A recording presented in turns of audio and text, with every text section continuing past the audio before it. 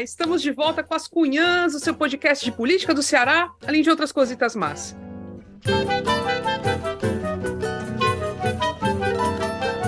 Eu sou Camila Fernandes e, como sempre, estou ao lado de outras duas cunhãs jornalistas perigosas, como disse nossa amiga Giza Carvalho, aniversariante da semana, viu, Inês Aparecida? E aí, Inês, tudo bem? Perigosíssima.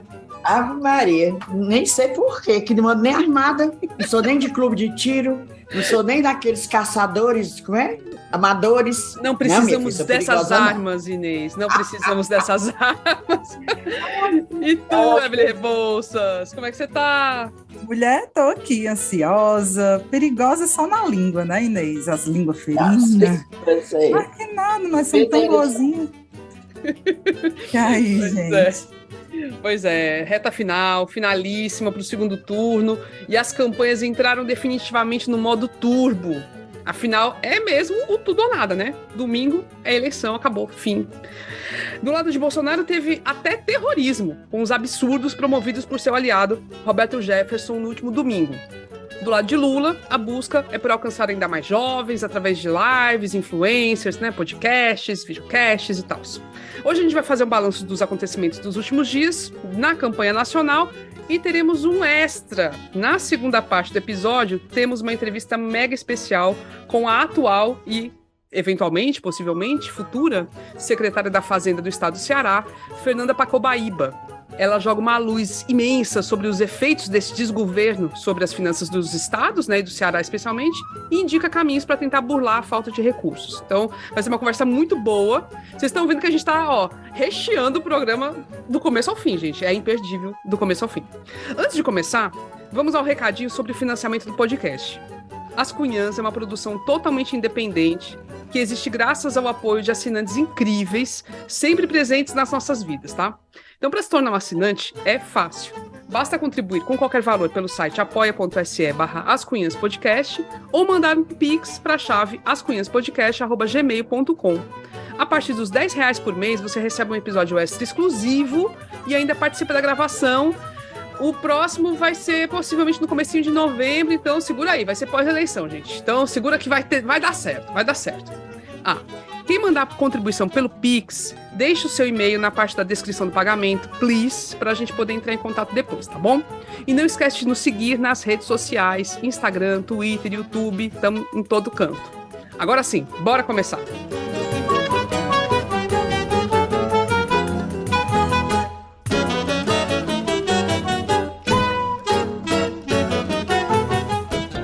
Modo turbo, mas além do ritmo aceleradíssimo, a gente está vivendo situações cada vez mais surreais, né? Por isso que a gente está gravando essa parte do episódio na noite de segunda-feira, gente, juro mesmo, dia 24/10, o episódio vai ao ar dia 25, é para tentar fazer com que ele fique mais quentinho possível, né? Para que a gente não fique nada ou menos possível defasadas, porque os acontecimentos estão sendo atordoantes de verdade. Então, de qualquer jeito, lógico, quando você ouvir, né, quando o episódio chegar no seu ouvido, pode ser que já tenha alguma coisa desatualizada, mas é a vida. E aí a gente vai fazer, então, o episódio em duas partes. A primeira a gente vai trazer essas atualidades todas, e a segunda parte vamos ter a entrevista com a secretária da Fazenda do Estado do Ceará, Fernanda Pacobaíba, que é uma figura maravilhosa, gente, é surpreendente, a conversa com ela é muito boa. Então, segura, fatia aí o episódio que você consegue escutar até o fim, tá?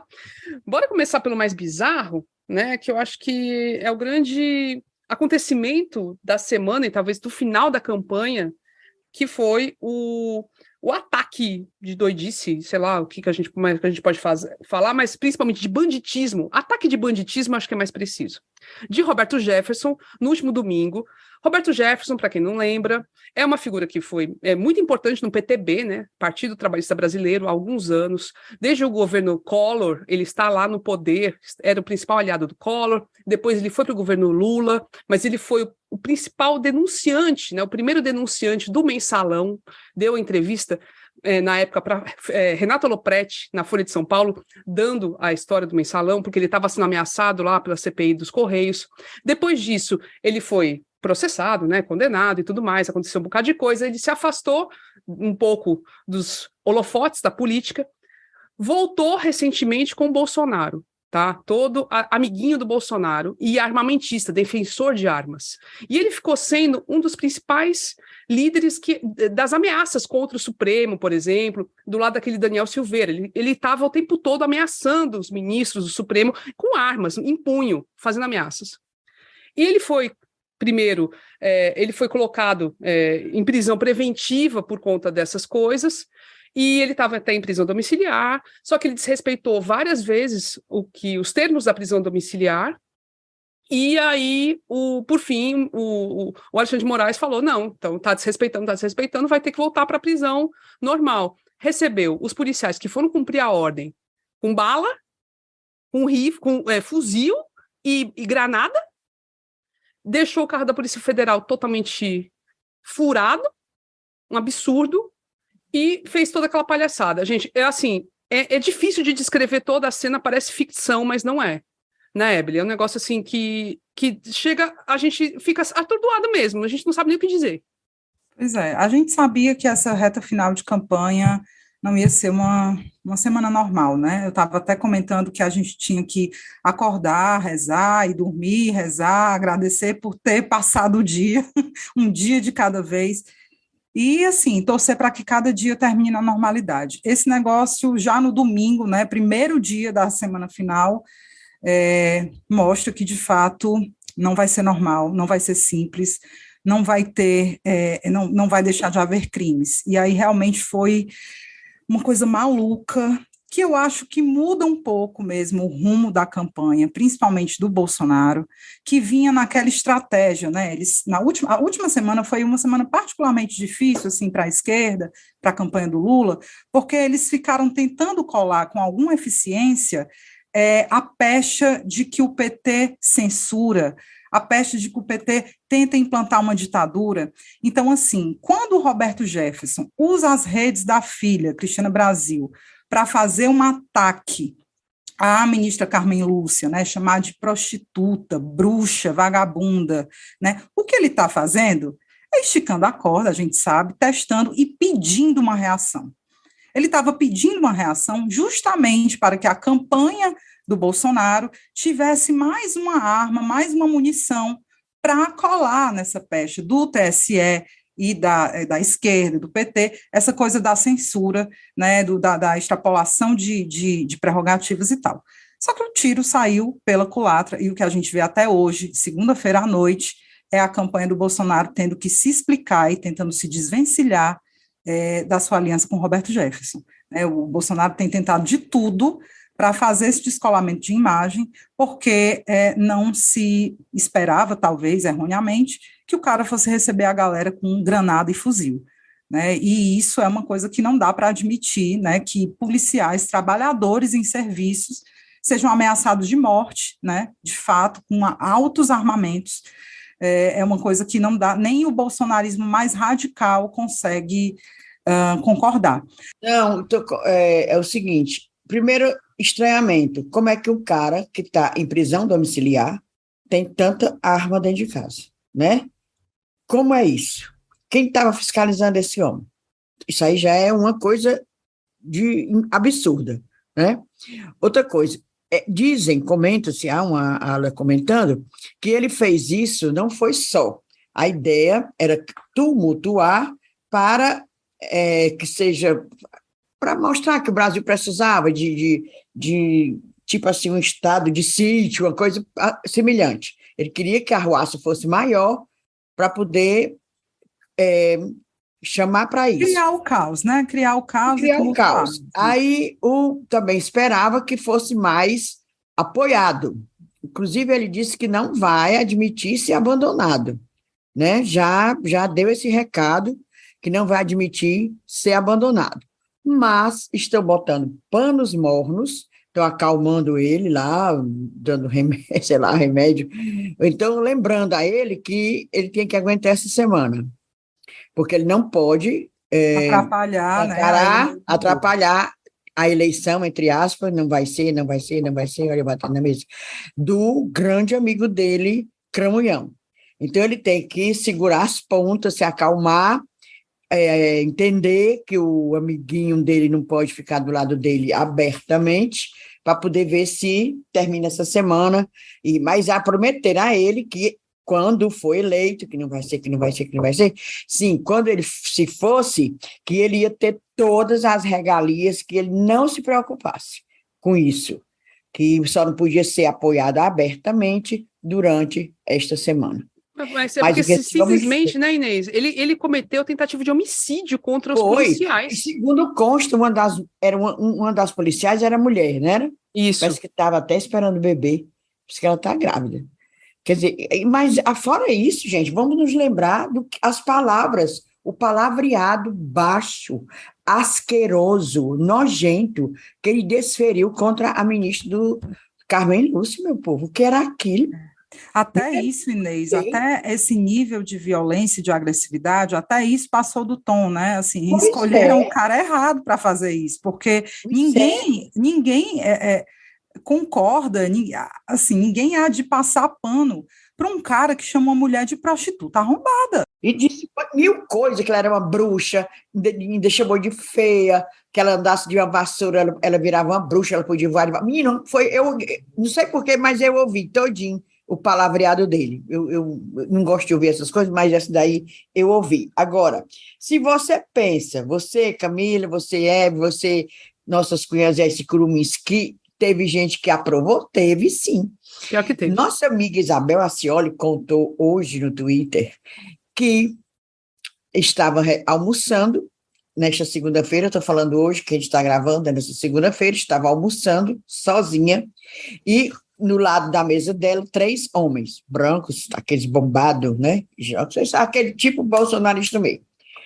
Aí eles conversavam entre eles sobre a atitude do Roberto Jefferson. Aí eles diziam, ali é cabra macho. Olha aí, eles estavam simplesmente aprovando. É cabra macho mesmo, ele está certo, ele não merecia ser humilhado. Tu já pensou? E a Isabel ouviu tudo e reproduziu, eu estou tirando do que ela escreveu no Twitter. E aí depois ela escutou mais, ela tem os ouvidos, é bom. Escutou, um deles tem um clube de tiro, certo?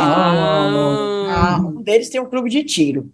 E ela viu também ele com o celular, possivelmente no Instagram, e talvez respondendo aquelas caixinhas que a gente também faz nas perguntas, e ele ensinava como obter porte de armas, certo? Ela escutou tudo. Ou seja, a gente fica indignado, é como eu digo, a gente ficou indignado quando o Coisa Ruim, o Cramunhão, disse assim, pintou um clima. Maria, eu achei aquilo o fim. Foi nojento demais. Tem gente que aprova, mulher. Do jeito que teve esses 3 lá dessa mesa, isso aí 3 é só os 3, mas foram vários 3 por aí, Brasil afora, chamando o Roberto Jefferson de baixo. É certo. Pronto. Mas eu acho que o bolsonarista mais moderado, ou aquele cara que tem uma tendência a votar nele, ele pode até votar, mas eu acho que ele não concorda e não passa pano a esse nível, né? Você está falando aí com um cara de clube de tiro que tem interesse, inclusive financeiro, na eleição do Bolsonaro. Eu acho que a ala mais moderada dá uma ponderada, sabe? E uma coisa que eu acho importante a gente falar aqui no episódio explicar exatamente por que houve lá o mandado de prisão contra ele. Isso. Não foi somente porque ele esculachou a Carmen Lúcia, porque isso também é o que eles querem jogar, né? Eles querem mostrar que o TSE agiu de ofício porque não suporta críticas, porque não há liberdade de expressão. Não foi só por isso. Roberto Jefferson já tinha um benefício, né, concedido por questões de saúde, que ele poderia ficar em prisão domiciliar. Mas a ele é imposto várias medidas cautelares e há muito tempo ele vem desrespeitando essas medidas. Ele não pode ficar recebendo visita, e recebeu. Ele não pode ficar dando orientação política, e teve várias conversas com dirigentes do PTB. Ele não pode conceder entrevista sem autorização judicial, e deu entrevista à Jovem Pan, né, continuando divulgando essas notícias falsas, fraudulentas e agressivas contra os ministros do Supremo, que é a incitação ao crime e à violência. Então, ele vinha descumprindo várias medidas, inclusive a Justiça já tinha até imposto multa para cada dia que ele cometesse uma irregularidade dessa, ele ia pagar multa. E aí, segundo a Mônica Bergamo, jornalista da Folha, colunista, o STF recebeu informação de que ele aumentaria o tom dos ataques. Também havia essa informação de que ele tinha um arsenal de arma dentro de casa, de forma irregular. Como é que um cara que está preso em regime domiciliar tem granada e fuzil, mulher? Granada e fuzil, né? E depois ele foi dizer que tinha granada, era granada de efeito moral.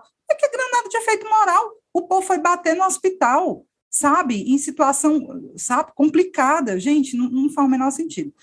Outra coisa também que eu acho que é legal comentar foi a cobertura inicial da imprensa. Não sei se vocês acompanharam. Me parece que o pessoal ficou tão atordoado, a imprensa nacional não sabia direito o que fazer. Eu recebi uma informação de que, logo no início, assim, do que aconteceu, alguns jornais estavam colocando já um vídeo em que o Roberto Jefferson discursa e diz, né, eu não vou aguentar, não vou suportar, não me renderei, né, aquele discurso bem inflamado dele, dizendo que era perseguido, censurado e tal.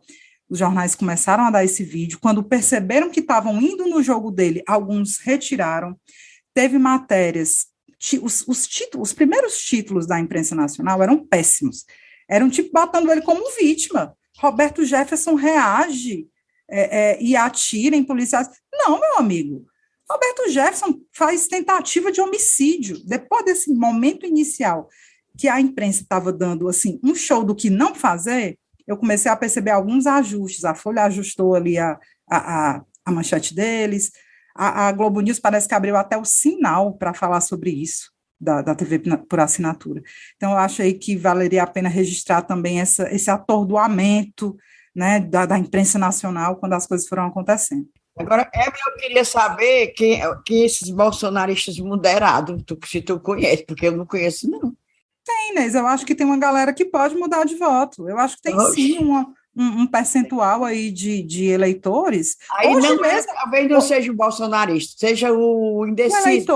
O eleitor mais moderado, indeciso, digamos assim. Né? Talvez, Porque bolsonarista moderado, porque tudo que este homem faz é como diz, se ele matar uma criança ali na Praça do Ferreira, esquartejar, os bolsonaristas vão dizer assim, o que é que esse menino fez? Deve ter feito alguma coisa para o presidente, deve ter feito alguma coisa. Porque tudo que essa desgraça faz, os seguidores dele botam a mão na cabeça, passam a mão na cabeça. Aí eu não conheço bolsonarista. Pois é, eu também não conheço, né? Pode até ser que eu tenha. Conheço algumas pessoas que são até gente boa, assim, mas são bolsonaristas e não acharam ruim.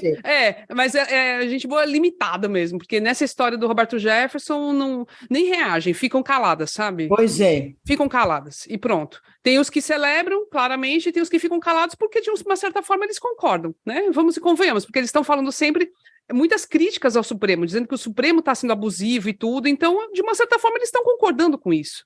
E é terrível pensar, né, dessa forma. Agora, surpreendeu muito. Vocês viram aquela cena do policial que, enfim, chegou lá e foi recebido tranquilamente para prendê-lo, né? Confraternizando com o Roberto Jefferson. Nossa, concordando com ele.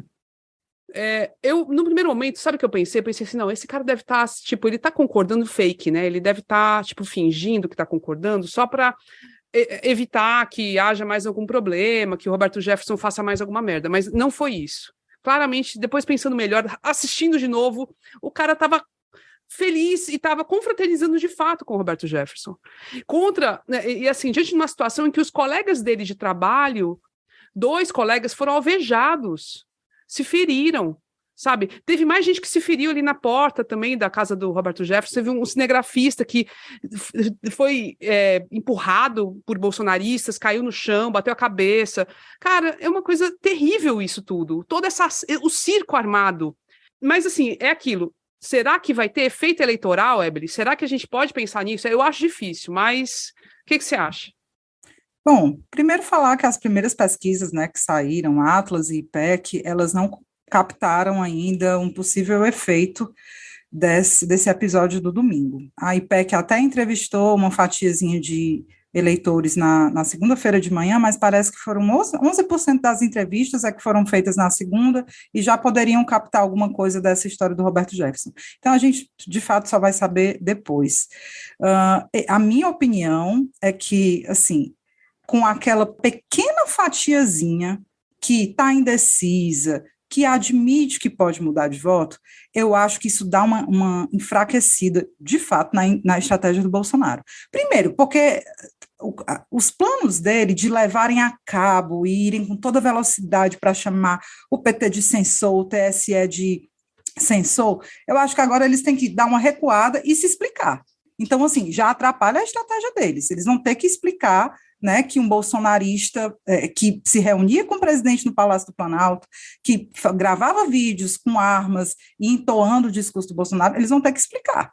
E vão ter que trabalhar agora para descolar a imagem. Então, já atrapalha a estratégia. Eu acho que foi ruim para eles. Outra coisa, a campanha do Lula já está capitalizando. Chega de violência, chega de ódio, sabe? Então, assim, se isso vai se reverter em voto, não dá para saber, que eu não boto nem bola de cristal, nem baralho. Porém, eu acho que a semana já começa, depois desse episódio, com uma pequeniníssima vitóriazinha para a campanha do Lula. É o que eu acho.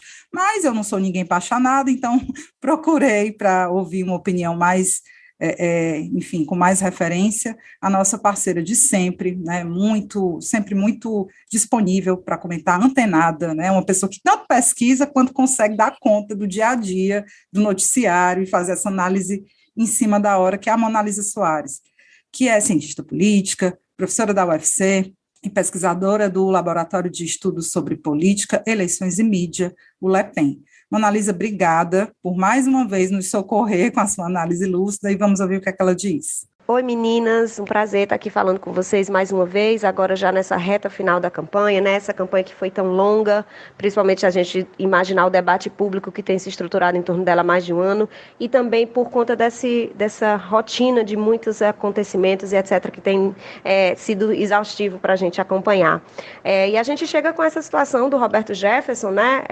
E essa é um tema para a gente pensar, porque muito foi discutido se, em nome dessa cristalização ou dessa competição que estava tão posta, se poderia acontecer algum evento que poderia catapultar um efeito de mídia, né, que pudesse impactar no eleitorado. E aí tem se discutido um pouco isso, se esse evento ele vai ter essa possibilidade, essa repercussão.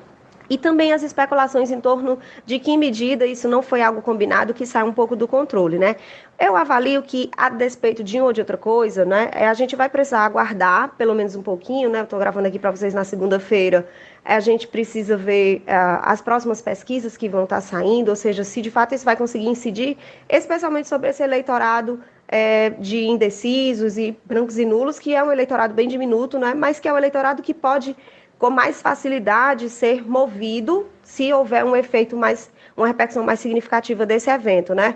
Eu imagino que a alteração dos eleitores do presidente Bolsonaro é mais difícil, porque essa adesão e essa preferência eleitoral, ela, inclusive, muitas vezes ela é conjugada, né? Essa pessoa concorda, de fato, com o que o Roberto Jefferson fez, né? Ainda que o presidente esteja agora querendo se dissociar e tal, ele está fazendo isso para buscar uma moderação para esse eleitor indeciso, não para a sua base, né? A sua base, ela consegue tranquilamente aceitar e achar coerente ao tipo de ação que o Roberto Jefferson tomou, né? Ainda que isso cause ruído com os policiais, etc., essa preferência ela não se desfaz por conta disso, né? É isso que eu estou querendo um pouco colocar. Então, acho que a gente vai ter que aguardar um pouco para ver se esse diminuto eleitorado de indecisos, brancos e nulos pode se mover em torno disso e se isso vai ter realmente algum efeito. Com relação às estratégias para essa reta final das campanhas, eu acho que a campanha é a semana decisiva e, obviamente, eles vão mobilizar todos os recursos que possuem para conseguir, seja o ex-presidente Lula manter a sua vontade e o presidente Bolsonaro avançar, né? A gente, entre os recursos do Lula, eu acho que muito valiosos são as inserções que foram conseguidas a partir da ação para direito de resposta junto ao TSE, né? E acho que o governo vai explorar bem para explorar essa situação do Roberto Jefferson, fomentar um discurso que a campanha do PT já tinha colocado sobre o perigo das armas, né? Como as armas, elas matam, elas aumentam a violência no cotidiano e, nesse caso, pior, ou seja, elas dão subsídio para que criminosos possam reagir à autoridade policial, à autoridade da justiça, etc., etc. Acho que a campanha do Lula já está fazendo isso nas inserções e vai ampliar, assim como outras inserções do caráter negativo, né, querendo mostrar aí como o presidente Bolsonaro, né, não tem propostas para a saída do Brasil e para aprofundar as desigualdades e etc, etc.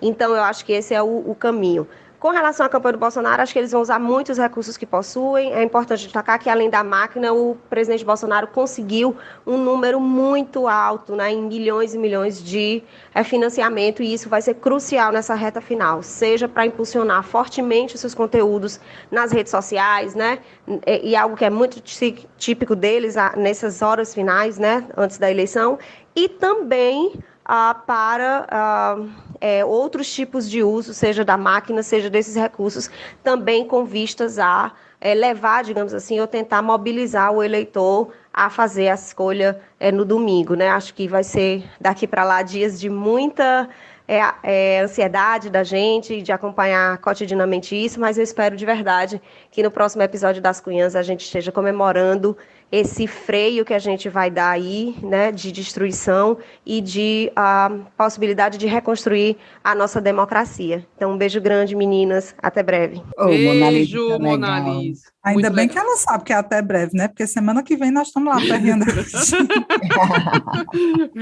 Pior que é. Mas ela tocou em pontos fundamentais, né? A gente tem uma situação que o Bolsonaro conseguiu um caminhão de doações nessa reta final, está despejando dinheiro nas redes sociais, botando tudo quanto é propaganda que passa no YouTube, Google, até no joguinho. O meu marido estava jogando um Sudoku, diz que a propaganda que está aparecendo é do Bolsonaro, gente. É sem brincadeira. É um caminhão de dinheiro. Agora, talvez não faça efeito nenhum, entendeu? Porque não é assim, não é só jogar o dinheiro. Lógico que tem um efeito do volume, mas pode estar chegando nas pessoas erradas também, não sei. Hoje mesmo, o menino, o papagaio, como é o nome dele? O velho da van, o Zé Carioca, deu 1 milhão. Outro dia, a gente se lembra, né? O pessoal do Grupo IP também deu 1 milhão. É só 1 milhão para cá, 1 milhão para lá. Mas bora ver se faz efeito. Só um complemento, gente. Eu li hoje no portal Metrópolis de que chegou ao PT uma informação de que estaria vindo aí 6 bilhões de mensagens disparadas para o WhatsApp e Telegram, vindo do exterior, certo? Para promover o Bolsonaro e o quê? Espalhar fake news, claro. Né? E essa operação começaria a partir da quarta-feira. Isso é uma apuração do portal Metrópolis, tá? Que teria chegado ao PT essa informação. E aí a ideia é aquela, né? Faltando bem pouquinho dia para a eleição, para não ter tempo hábil para desmentir. E aí o PT estava até pensando nas estratégias jurídicas, né? Para barrar essa operação aí, mas é isso que a Mona Lisa falou, além da grana que chega para fazer propaganda no YouTube, essa propaganda que a gente consegue identificar como oficial, tem essa do submundo, e a diferença para 2018 é que, pelo menos agora, o pessoal parece estar minimamente preparado, né? Recebe a informação, tem pelo menos um tempinho mínimo para preparar alguma estratégia contraofensiva. Falar em preparado, a gente dá para perceber que realmente a entrada do Janones fez diferença na campanha do Lula. Porque o Janones é uma pessoa, né, totalmente ligada à rede social. Ele é bem desse ramo da internet. Realmente, eu senti que fez diferença. Sabe, ele, grupos e animado. E outra coisa, ele não tinha medo, porque eu achava que a esquerda, os progressistas, o nosso lado, era temeroso, era tímido, tinha medo de fazer as coisas como eles fazem. Até assim, o que adianta? Com esse povo aí só serve no pau também. Não adianta o negócio de paz e amor, não, tem que ser no pau. Ele é o demônio da Tasmânia, mulher. Ele é incansável, é impressionante. Quem, o Janones? Pois então, eu tenho um grupo no Telegram que eu fico doidinha, que eu entrei e me entraram, que fico louca aqui. 300 mensagens no instante, e ele mandando fazer as coisas. É uma agonia aquele homem. Pois eu acho que fez a diferença, o Janones. Fez a diferença. Acabou com aquela timidez, acabou com aquela besteira que ninguém pode usar as mesmas armas. Pode sim. E ele usou. Imagina o que seria essa campanha sem o Janones. Sério. Vocês já fizeram esse exercício? Agora, pois seria outra coisa. Ali está trabalhando, viu? Ele e Felipe Neto, eu não sei não, esse povo é diuturnamente pensando e fazendo conteúdo, estratégia. É claro que continua desigual, porque são 2 contra sei lá quantos centenas, quantos milhares, mas imagina se não tivesse, minha irmã, imagina. Não, e ganhou uma agilidade mesmo, e tem essa aproximação com influencers, com a galera jovem. No caso do Felipe Neto, assim, eu assisti toda a vida com meu filho aqui, né? Desde que meu filho começou a assistir o Felipe Neto, eu assisto junto, vi a fase dele anti-PT, e ele mudar, e como a coisa foi evoluindo, e é muito interessante, como ele tem um diálogo muito interessante com a juventude, com a garotada, e com os pais também, porque os pais assistem junto, então é muito interessante, realmente. E é até surpreendente que o Lula tá dando essas entrevistas para os meninos aí, foi no Flow, mesmo sendo um ambiente que em tese seria hostil, e foi de boas, foi muito boa a entrevista do Lula no Flow, foi muito boa também a entrevista que ele deu no outro podcast, enfim, tá chegando, né? Tá chegando, tá buscando furar aí as bolhas, que, enfim, são grupos que não assistem televisão, a garotada que assiste esses podcasts não assiste televisão.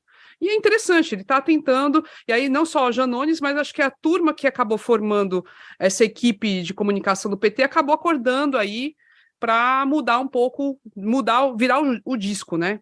Agora, voltando aqui para os nossos analistas, né? Porque a gente também buscou conversar com um especialista em segurança pública, pessoa que se dedica a pesquisar o assunto, que é o Ricardo Moura, que é jornalista, doutor em sociologia, e a gente buscou entender o seguinte, beleza, vamos pensar, a gente pensou aí no bolsonarista raiz, mas e os policiais, diante do que aconteceu? A gente teve um ataque direto a policiais.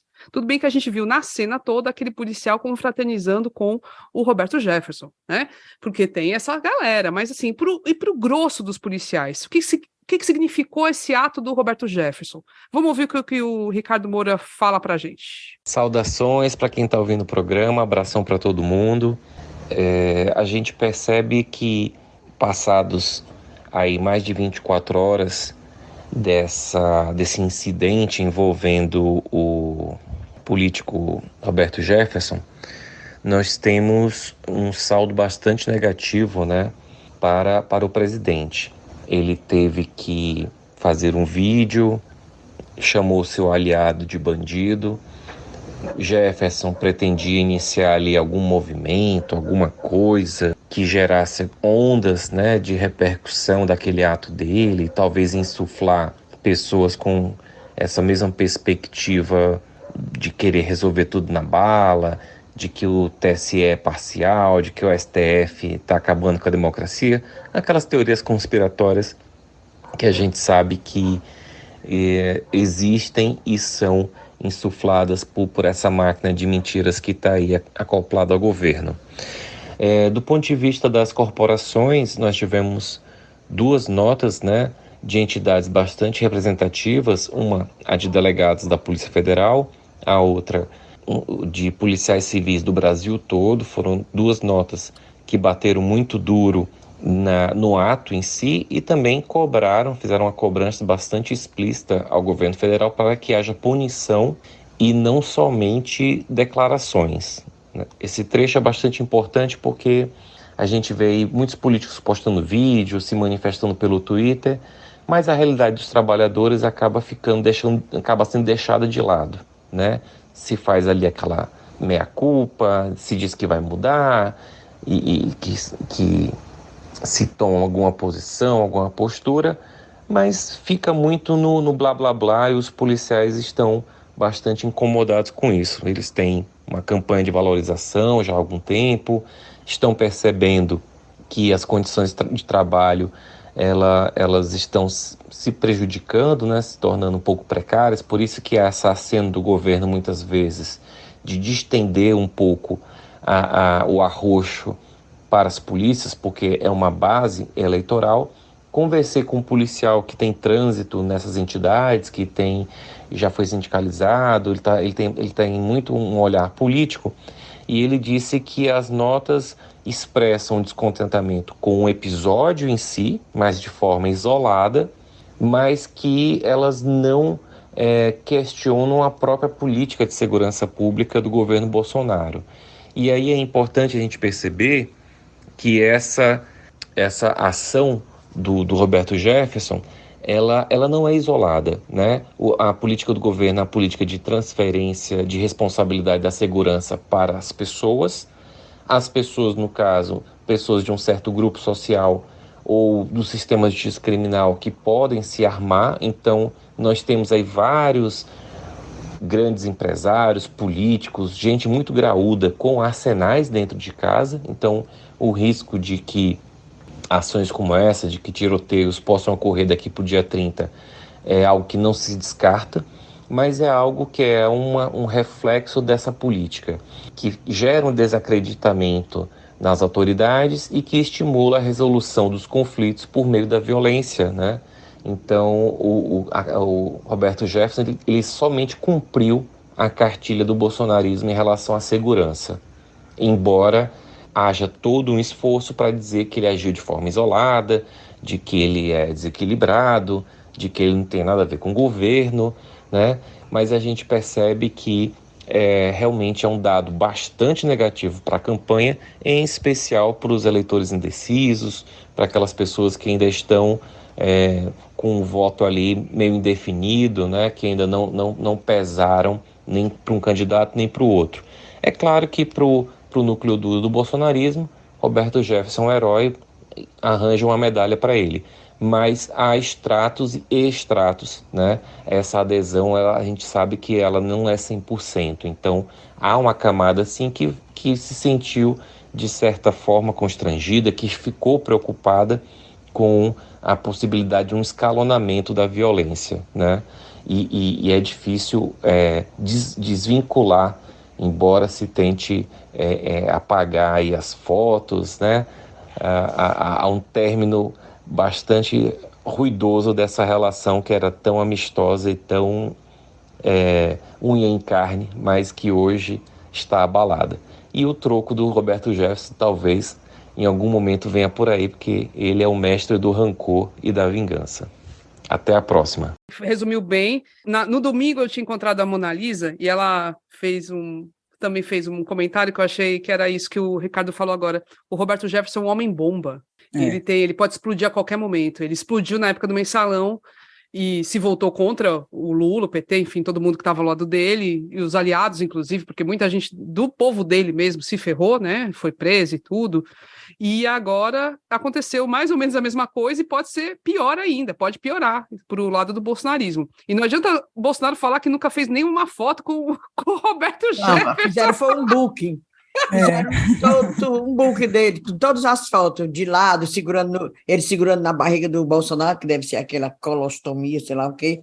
Aí todo tipo de foto. E saiu a notícia também que ele, quando um dos filhos do Bolsonaro, acho que é o Dudu Bananinha, com 18 anos, era assessor do Exatamente. Roberto Parece Jefferson. que foi o Rachadinho. Ganhava 9 mil contos. Acho que foi o Bananinha, não, Inês, foi o outro. Não, foi o Eduardo. Foi o Eduardo mesmo? Eduardo é o Bananinha. Ele não pisava em Brasília. Ele fazia 18 anos e ganhava 9 mil pau. E não pisava em Brasília. Sem porra nenhuma, né? Aqueles Aspone que não pisavam nem lá. É misticismo de longa data. Não sei se eu comentei com vocês, a gente teve assim, se você for pegar o retrospecto desse segundo turno, né? Você teve ali a primeira semana, a história da maçonaria, porrada, né? Assim, a campanha do Bolsonaro golpeada, de certa forma, pelo menos assim, nessa guerra de redes e tal. Aí, na segunda semana, teve a história do Pintou um Clima, também foi outro golpe que atrapalhou as estratégias dele, tiveram que se explicar e blá, blá, blá. Na última semana, você teve um golpe contrário. A gente ficou meio zonzo porque começou a vir a história da censura e uma ligação muito forte, né, do PT com censurar a imprensa, blá, blá, blá, a gente ficou meio zonzo. E aí eu estava até comentando que, assim, nessa última semana seria muito importante a gente, pelo menos, começar golpeando ao invés de ser golpeado, né? Seria muito importante que já surgisse alguma coisa que desse, assim, uma quebrada na campanha do Bolsonaro, e foi o que aconteceu. Eu acho que, claro, ainda tem alguns dias, é dia a dia, essa campanha, né, em reta final não vai ser fácil, é modo turbo mesmo, vale tudo. Então, daqui para sábado, ainda pode acontecer muita coisa, mas a gente tem iniciado a semana com essa necessidade de ver o Cramunhão indo, recuando, se explicando, redimensionando a estratégia para poder não perder voto, foi muito importante, né? Eu concordo plenamente, adorei a fala do Ricardo, porque é isso mesmo, naquele diminuto percentualzinho que está ali avaliando, é hora de repensar, é arma mesmo? É receber tudo com bala, é resolver tudo com bala, sabe? Então, eu acho momento, né, Ebeli, que o Bolsonaro precisa virar, ele precisa ganhar muito voto. Exato. Então, isso trava essa virada dele, essa tentativa de virada. Atrapalha, né? Atrapalha, ele tem que recuar, ele tem que se reposicionar, ele tem que insistir na moderação dele, que eu sou um homem moderado, eu sou um novo homem. Oh, eu não falo mais palavrão, Se fosse esse o problema, meu filho. Ave Maria. Mas fala do Ceará. Não, ele fica falando, ele pediu desculpas, né? Ele fez uma propaganda que ele dizia assim: se o que eu falo em algum momento ofendeu ou impediu que você votasse em mim, eu peço desculpas, eu peço perdão, alguma coisa assim. Ele tá todo arrependido. Ai, meu Deus. Fake, nossa senhora. Fake. Fala do Ceará, Inês, como é que as coisas estão? Quais são as novidades? Estou esperando para que hoje, terça-feira, quando vocês estiverem ouvindo esse episódio de manhã, à tarde, às 17 horas, o PDT vai anunciar apoio a Lula. Olha a minha risada. Faltando o quê? 5 dias para a eleição, né? Porque vai ser terça-feira, que é hoje, terça-feira, às 5 horas da tarde. Então, vai começar a trabalhar quarta, quinta, sexta, sábado. 4 dias. Mulher, eu não sei não, mas não vou mangar, não. E o mote é o seguinte: sou Ciro IRC e estou com Lula. O nome que o André Figueiredo foi que anunciou isso, né? A campanha é essa: sou Ciro, primeiro, IRC e estou com Lula. Mas o que é que a gente apostou ontem, conversando? Se Ciro e IRC vão para esse lançamento. Será? Pois é. E aí? Às 17 horas. O que é a aposta? Aposta 10 conto. E olha, Inês, eu ainda aperriei um pessoal do PDT hoje, querendo saber. Mulher, assim, todo mundo trancado e calado, viu? Eles não sabem. Não sabem. E eu apostaria que não vão, não. Talvez o Roberto Cláudio, porque, segundo consta aí nos bastidores, ele está começando a digerir melhor, está mais tranquilo em relação ao que aconteceu, a derrota, mas mesmo assim, eu acho que não vai. Agora, tá aí, dei valor, antes tarde do que nunca, 5 dias para a eleição é muita coisa, sabe? Tem personagens aí que não tinham ainda aderido publicamente, tipo o seu André Figueiredo, que tem força, tem voto, tem liderança, então, antes tarde do que nunca, para mim, eu gostei, se trouxer 100 votos a mais, meu amigo, eu estou feliz. Eu sei que o apoio, o anúncio do apoio do Mauro Filho, na semana passada, gravou vídeo e tudo, fez estremecer certos grupos, viu? Porque tem pessoas muito admiradoras do Mauro Filho, gente muito, né, adora o Mauro Filho e tal, que tá votando no Bolsonaro e que levou essa pela cara, viu? Levou ali, ó. E aí, o que você fala agora? Cadê seu Mauro Filho aqui? Tá votando no Lula. E aí, você vai continuar com o Bolsonaro? Isso aconteceu. Então, assim, é importante ter esses apoios, sim. Nessa segunda-feira de tarde, teve um almoço. Não sei se foi almoço, para mim já era merenda, porque era às 3 horas da tarde, lá no Passeio Público, o Tasso Gereissati, encabeçando o grupo de empresários, todos apoiando, para apoiar Lula. Inclusive o dono do Cearense também, uma Liana Fujita, vários empresários apoiando Lula. Era bom que apoiasse também, desse um dinheirinho, né? Era bom. Verdade, estava precisando. Negócio de só apoiar. Aí tem uma foto linda, acabei de receber uma foto. O Eudoro Santana, pai de Camilo, botando assim um boto na camisa do Tasso. Olha, tão bonitinho. Nossa, né? Tá tão lulista, né? Nossa. Não, ele disse que é um voto com convicção no Lula, né? Mesmo sem ser petista, é um voto convicto no Lula. Cara, é muito importante isso. Muito importante. É todo empresário idiota que mostra faca com o nome do mito, não, isso. Né? Tem gente Só me lembrei disso, viu, Inês? Só me lembrei disso. Porque choras fulaninho, Esse aí tem que ir para a insignificância mesmo, aquilo ali. Gente, e é importante, né? A simbologia dessas imagens, isso agrega demais, e a gente está precisando aqui no Ceará, estava até comentando com um amigo mais analista, assim, do que eu, ele falando que, não, Eble, eu acho que não tem mais tanta margem para aumentar o percentual do Lula aqui, não. Mas tem sim, cara. Tem sim, muita. Você ainda tem ali os ciristas que tem que ver esse movimento do PDT do Ceará, tem que ver o André Figueiredo dizendo que vai votar no Lula, tem que ver o Tasso, sabe? Eu acho que isso inspira mesmo quem está ali. Não, mas o petismo não. Pô, é a democracia, cara. Sabe? Se você conseguir virar a chave na cabeça dessas pessoas, você tem um aumento aí para ampliar um pouco o percentual de votos. Tem até um áudio, né, que a gente publicou nas nossas redes, do deputado federal e vice-presidente nacional do PT, do José Guimarães. PT nacional, José Guimarães, que fala nessa expectativa de aumentar em até 10 pontos percentuais, achei que ele inflacionou aí o voto do Lula em alguns estados do Nordeste. Achei que 10 pontos é muita coisa. Mas se aqui no Ceará nós tivemos para o Lula quase 66%, amplia aí para 70%, né? Amplia ali na Bahia, amplia ali, que são colégios eleitorais muito importantes, você consegue compensar o aperto em outras regiões, né? Então, acho que dá. Eu estou dando o maior valor. Esse negócio. Ai, minha, eu também estou tão animada essa semana. Bora se animar, todo mundo. Ai, teve domingo também aquela ação no Rio Mar, Shopping Rio Mar do Papicu.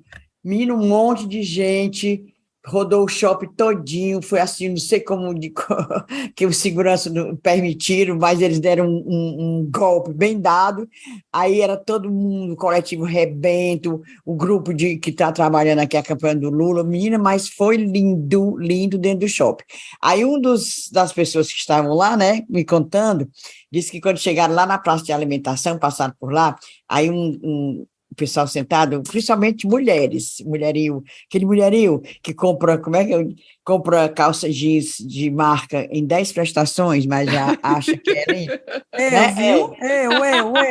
Pois é, mas tu não acha que é ali, tu é liseira mesmo, tu é liseira. Mas eu compro de marca 10. E pensa que é elite, né? Aí tem carro financiado, pensa que são ricos. Pois sim, mas deixa para lá, vida alheia.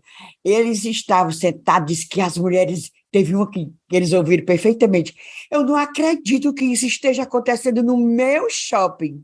Meu. Acho que o fulano lá de Recife, que é o dono do Rio Mar, não sabe que ela é sócia. Exatamente. Né? Tá no podendo. meu shopping, que tinha uns lojistas que fecharam as portas, poucos.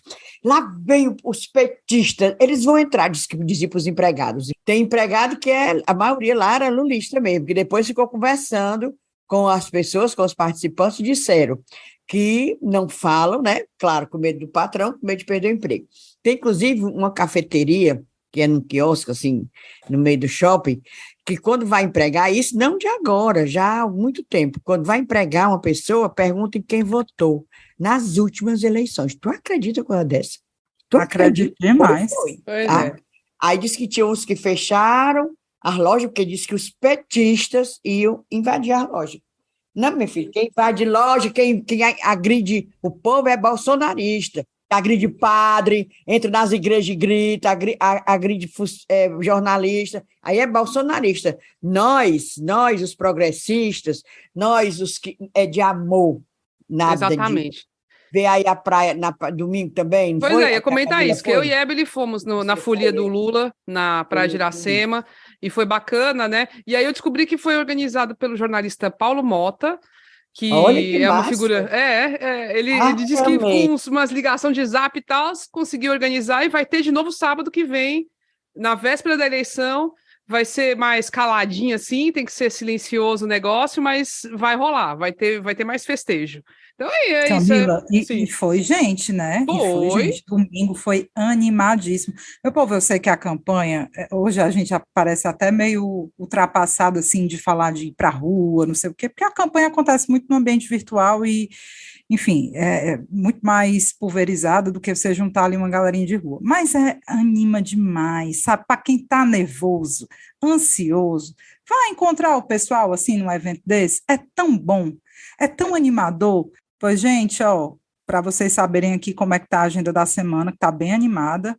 Amanhã, né, quarta-feira, vocês estão vindo na terça, na quarta nós temos um encontro, né, com as cunhãs e ouvintes lá no Abaeté Boteco, que fica na rua Barão de Aracati, 2899, a partir das 18 horas. É só um encontro para a gente, meu povo, é relaxar, né, tentar ali dar uma aliviada nessa tensão, reta final, e tá todo mundo convidado, a gente está fazendo, sem muita cerimônia, a gente vai e quer encontrar vocês, então quem quiser ir, bora nessa, certo? Quinta-feira é aniversário do Lula, certo? E vai ter um movimento na Praça Portugal, a partir das 17h13, a concentração, e parece que vai ter até projeção ali pelas áreas, nos prédios, vai ser animado também. Aí, no sábado, tem outro bloco do Lula, né, Camila, que é esse cortejo da cultura, e parece que a saída vai ser de frente para o Ideal Clube, ali perto do aterro da Praia de Iracema. E, assim, tem coisa também dos líderes, né, das lideranças. Na agenda do Camilo, até hoje, enquanto eu apurei, vai ter passeata em Sobral, esse passeata vai ser bem grande, com o Cid, com o Ivo, e vai ter carreata em Aquiraz e Maranguape com a presença do Camilo, tá? Essa aí é a agenda do Camilo, confirmada até a noite de hoje, segunda-feira, quando estamos gravando. Pois tá boa demais a agenda, boa demais. É isso, gente, eu acho que nesse momento ficar tranquilo, confiante, mas animado, vamos ter atitude, vamos divulgar o Lula por onde for possível, se der para botar o adesivo no carro, bote, se der para botar um adesivinho na roupinha quando você for, né, por aí, bote também. Vamos, né, vamos confiar e vamos atrás ainda de tentar converter alguns votos de pessoas que são mais indecisas. Mas deixa a gente...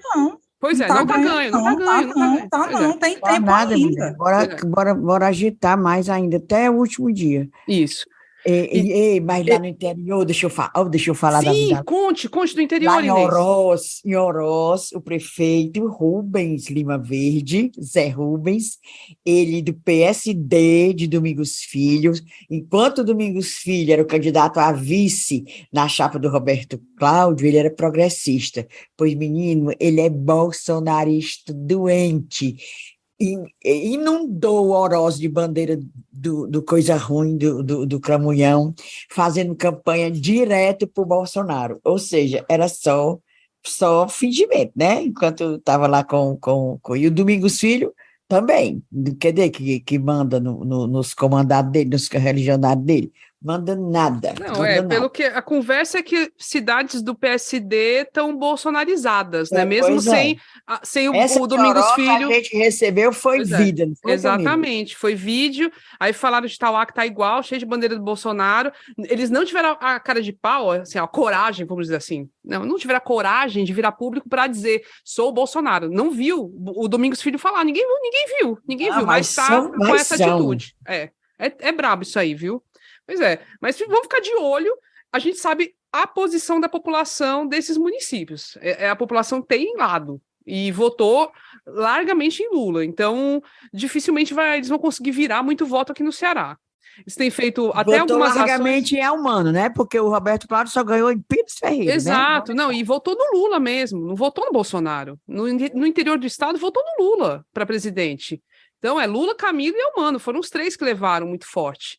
Então, dificilmente vai mudar essa situação, mas, né, eles estão fazendo essa ceninha agora, vamos ver, né, o que vai ser também como resultado. Eu achei bom porque cai a máscara, bem ligeiro, né? Cai a máscara, exatamente. Cai a máscara da face, já tem um bolero. Temos tempo para falar das primeiras pesquisas da semana, Camila? Sim, manda bala, diga aí. Primeiras pesquisas da semana foram IPEC e Atlas, tá? Vou falar aqui bem rapidinho e vou destacar o que eu acho que é o mais importante nesse momento, que é nulo, branco e indeciso, né? Que é a margem em que as campanhas estão focando, e para reforçar que não tem jogo ganho ainda. Em 5 dias tem muita possibilidade de mudança. A gente viu o primeiro turno como foi, fomos surpreendidos com a abertura das urnas, então, assim, não dá para relaxar, certo? A IPEC em votos válidos, que é aquele resultado final, descontando o nulo e tudo mais, o Lula está com 54%, e o Bolsonaro com 46%. Em votos totais, que pega tudo, os indecisos, o Lula está com 50% e o Bolsonaro com 43%. Nulos e brancos, 5% e indecisos, 2%. Foquem nesses números. Nulos e brancos, 5%, indecisos, 2% na IPEC. Na Atlas, gente, os números estão um pouquinho diferentes. Em votos válidos, Lula com 53, Bolsonaro com 47, diferença boa de 6 pontos, certo? A Atlas, para quem não lembra, foi a pesquisa que mais perto chegou no percentual do Bolsonaro, certo? Estava todo mundo botando Bolsonaro lá atrás, e a Atlas acertou com uma diferençazinha de 2 pontos a eleição do Bolsonaro, assim, né? O percentual que ele teve. Então, na Atlas, o Lula com 53, Bolsonaro com 47. Votos totais, juntando tudo, Lula com 52, subiu uma coisinha, e Bolsonaro com 46,2, desceu uma besteirinha. E nulos, brancos e indecisos, 1,8%. Olha a diferença para a IPEC, né? Então, assim, calma, cautela, porque dependendo da pesquisa e da metodologia, ainda tem um percentual aí que, no fim das contas, meu povo, pode decidir a eleição, né? É como o Rafael Nishimura, um entrevistado que nós trouxemos quando fomos falar de pesquisa, ele todo dia no Twitter ele repete, pesquisa não é prognóstico, pesquisa não é prognóstico.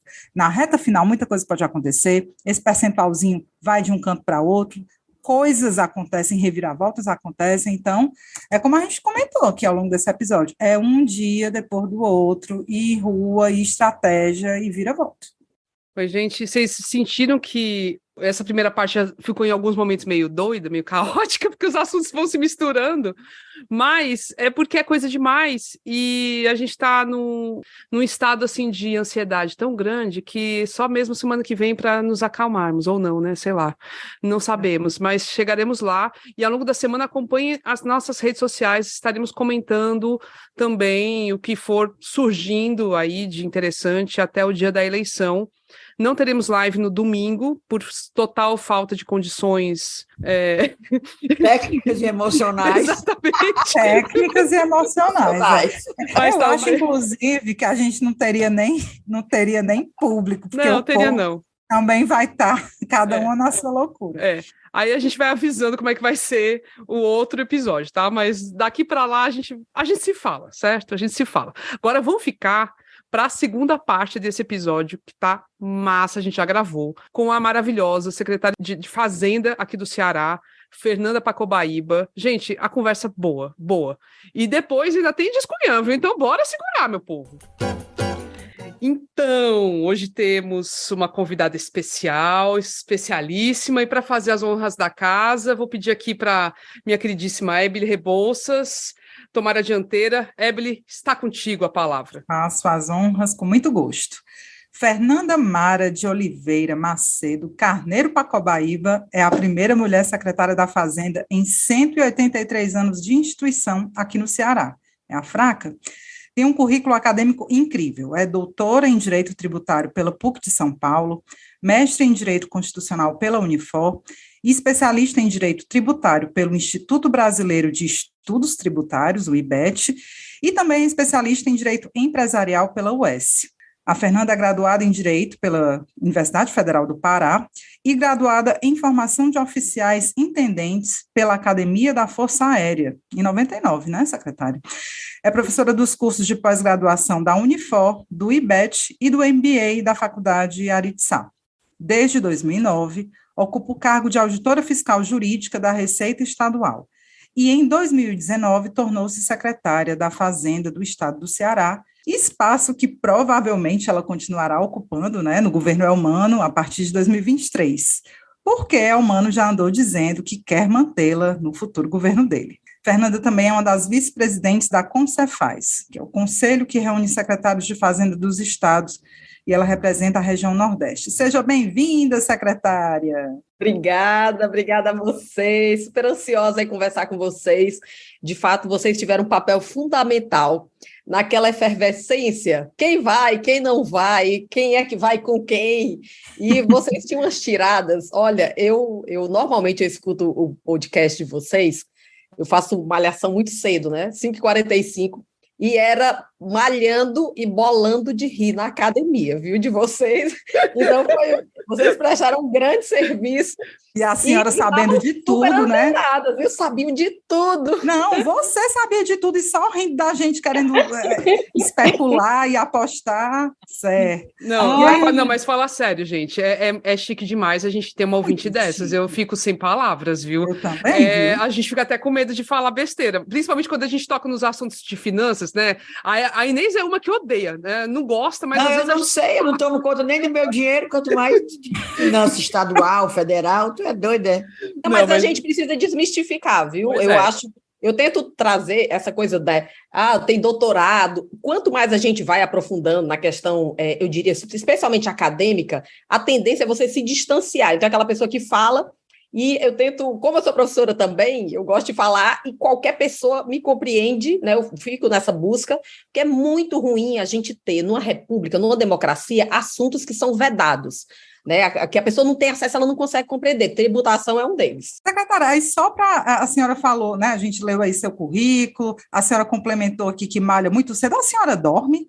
Só para saber, porque a pessoa é secretária da Fazenda, né? Dá aula em 3 instituições, acorda cedo para treinar. Mulher, qual é o segredo?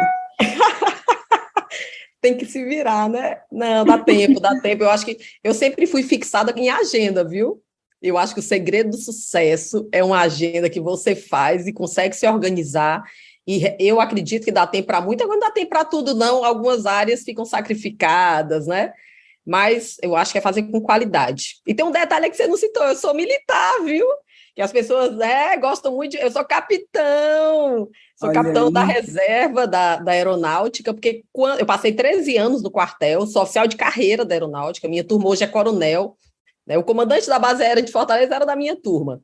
E quando eu fiz o concurso para a Secretaria da Fazenda, eu pedi demissão, né, das Forças Armadas para entrar na Secretaria da Fazenda. E aí as pessoas, militar, e vota assim, o assado, sim. Olha aí, não é quebrando assim, os estilos, né? Quando a Evelyn leu o seu currículo, ela falou, intendente pela Academia da Força Aérea. Aí eu ficava horrorizada, menina, como é que pode? E outra coisa, a sua cara de bem jovem começou a fazer essas coisas, menino, só pode, porque é a Maria, olha a carinha dela, né? Fiz 44 segunda passada. Tudo já era para ser coronel, não, é a minha idade, nós nascemos em 78 aí, 78 nós.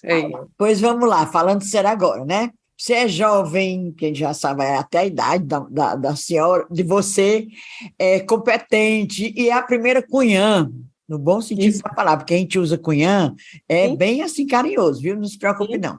É a primeira cunhã a ocupar esse cargo de secretária da Fazenda em 183 anos de secretaria. Como é que pode? Como é cuidar do dinheiro do Estado num ambiente assim...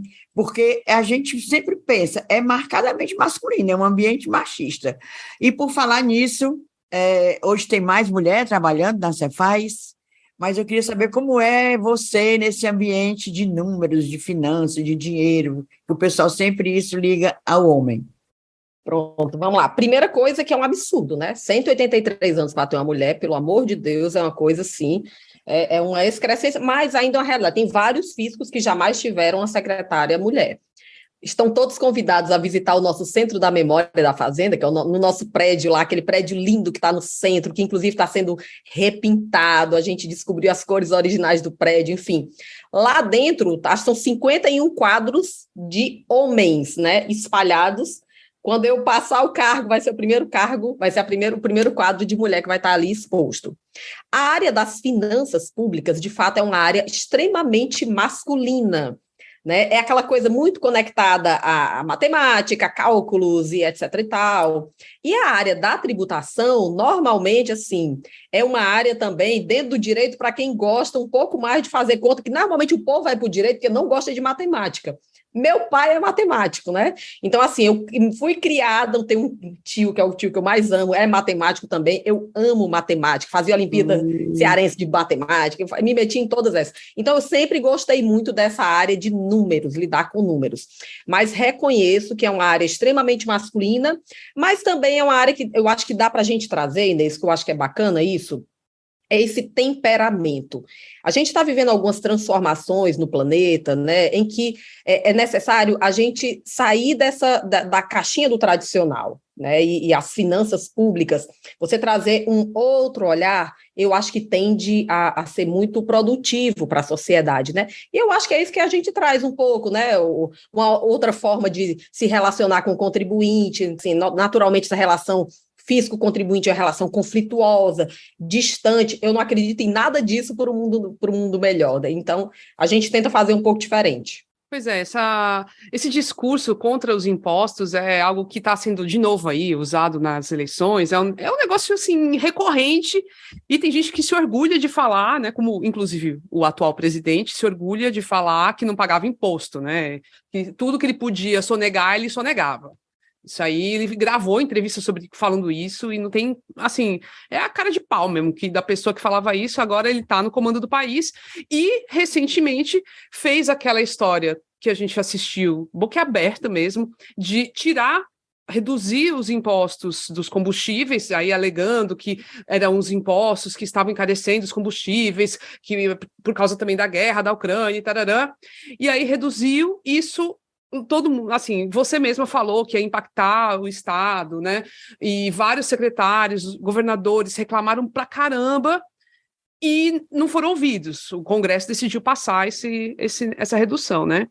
E ontem, né? A gente está gravando essa entrevista na quarta-feira, dia 19. Ontem você fez uma comunicação na Assembleia Legislativa, trouxe dados do Estado, das finanças do Estado, e já identificou uma queda na arrecadação do ICMS que chega a 14% e em milhões dá 100 milhões. E eu fiquei fazendo a conta assim, meu Deus, se mantiver essa queda na arrecadação por um ano, dá mais de 1 bilhão. Isso é uma coisa muito séria. Eu queria que você falasse assim, o impacto disso nas finanças do Ceará, o impacto real, assim, o que pega na vida das pessoas, nos serviços públicos prestados às pessoas. Vamos lá, é absolutamente lamentável, né, que um governante de um país tão importante para o planeta Terra como o Brasil tenha uma frase dessa.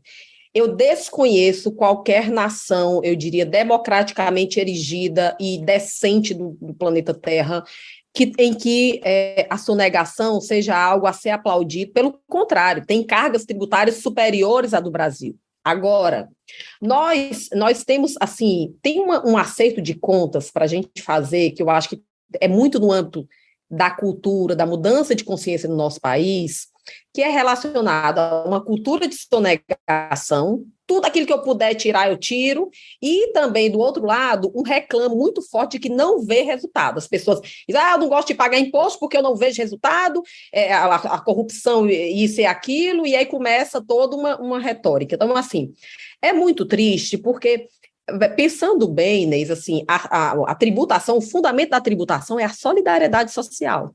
Então, quando a gente não tem essa vertente, infelizmente, ainda mais num país como o nosso, que as pessoas falam em Estado mínimo, que o Brasil precisa saber o tamanho do Estado já está ipsi verbis na nossa Constituição, gente. Nosso país, ele tem um desenho, ele tem nome e sobrenome que foram construídos em 1988 como um Estado social, um Estado que vai prestar saúde para todo mundo, em que a educação também é gratuita. Então, é um Estado que precisa ter uma potência para chegar, porque, gente, a gente viu agora na pandemia, não tem precedente no planeta da reverberação que o SUS tem numa sociedade como na brasileira, não tem, pode procurar. Nos Estados Unidos, você quebrar um dedo, você vai pagar não sei quantos mil dólares para ser atendido. Então, assim, é um sistema gigantesco que precisa realmente desse dispêndio de todos nós. Então, eu lamento, assim, uma frase dessa é ridícula, não tem cabimento. Ainda mais, sabe, Camila, eu acho que é importante a gente ressaltar. As pessoas falam muito de Estado mínimo. Gente, o maior problema da sociedade brasileira se chama desigualdade. Nós somos uma nação extremamente desigual. Então, assim, o que é que vai ser dessa sociedade, o que é que vai ser, né, desses irmãos nossos que ainda estão precisando de um aparato do Estado mais forte, se a gente não tiver eu diria, né, esses tributos sendo pagos. Na questão do ICMS, É uma coisa, hoje, eu estou aqui em Manaus agora, dei uma palestra de manhã no Congresso da OAB daqui de Manaus e falava exatamente isso, da questão da redução do ICMS. Está muito claro para mim que a gente perdeu a narrativa para a sociedade, né, no sentido de dizer assim, gente, a gente viajou, acho que foi o Canadá, Camila, recentemente, assumiu, sei lá, alguém propôs redução de impostos, a sociedade disse, não, porque senão vai diminuir o nível de prestação de serviço. Aqui não, foi realmente um rechaço muito grande da parte dos estados, porque nós perdemos essa narrativa, nós não conseguimos demonstrar para a sociedade a importância de tudo isso, e lamento muito, porque eu gosto de dizer, eu falo isso com muita tranquilidade, sendo cearense, e assim, gente, o estado do Ceará, o maior investidor público dos últimos 7 anos do país, né, comparado à sua receita corrente líquida, ganha de São Paulo, ganha do Rio Grande do Sul, ganha de Minas. Das 100 melhores escolas de ensino fundamental, 87 são do Ceará. Gente, como é que a gente diz no Ceará que a gente não vê retorno do governo? Então, assim, eu acho lamentável uma afirmação dessa. Né? Assim, respeito, a gente escuta, mas ela não está lastreada em dados. Temos coisas a melhorar? Óbvio, qualquer democracia, qualquer governo sempre tem algo a melhorar, mas eu acho que a gente tem muita coisa boa para mostrar. Então, assim, perdemos essa retórica, né? Então, para a sociedade queria sentir aquela diminuição dos combustíveis, né, do valor dos combustíveis, que estava um valor exacerbado mesmo, e foi pelo descontrole do governo federal que não conseguiu trazer uma política, né, e nós, secretários de Fazenda, levamos algumas sugestões. Vou dar um exemplo.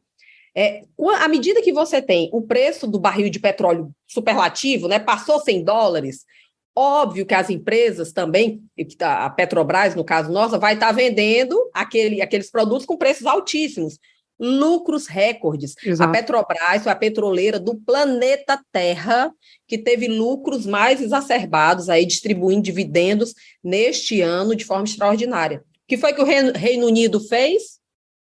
Eles criaram uma contribuição sobre esses lucros extraordinários. Só sobre eles, porque se sabe também que hoje o Brent do petróleo está a 100, amanhã está a 60, 50, isso não fica direto, né? Então, criaram esse tributo transitório justamente para subsidiar o preço. E Fernanda? Aqui não, nós levamos...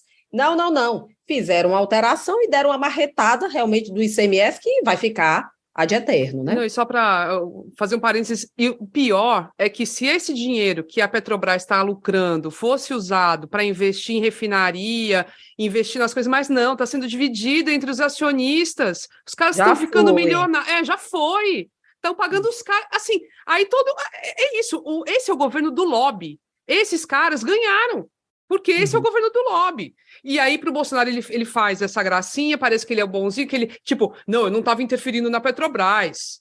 Como assim, entendeu? É uma cena. E aí, como você falou, a sociedade caiu que nem um patinho. E a gente vai pagar essa conta. Caiu. Então, assim, é muito triste, né? O que a gente vê, por quê?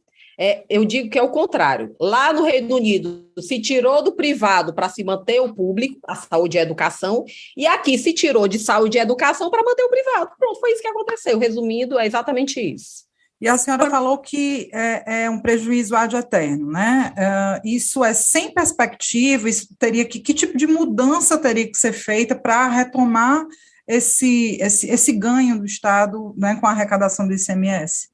Mulher, só para entender. Senhora não, viu, Evelyn? Mas enfim. Mulher, desculpa. Olha aí, desculpa, é mania. Você, Fernanda, me explica esse babado. Pronto, o que é que eu acho? Assim, ontem eu também falava isso. Olha, que nós precisamos rediscutir carga tributária no Brasil, tamanho de carga tributária para adequação de serviço, gente, é altamente legítimo. Nunca ninguém me viu dizer que uma redução não deveria acontecer. O problema é o como, e o segundo é quem paga a conta, né? Então, assim, hoje, de tudo que é arrecadado no país, tudo, vai para um bolo, e desse bolo, 68% a União vai lá e pega a maior parte. Os outros 32% são distribuídos para todos os estados, 27% para todos os municípios, 5.570. Só a União fica com 68%.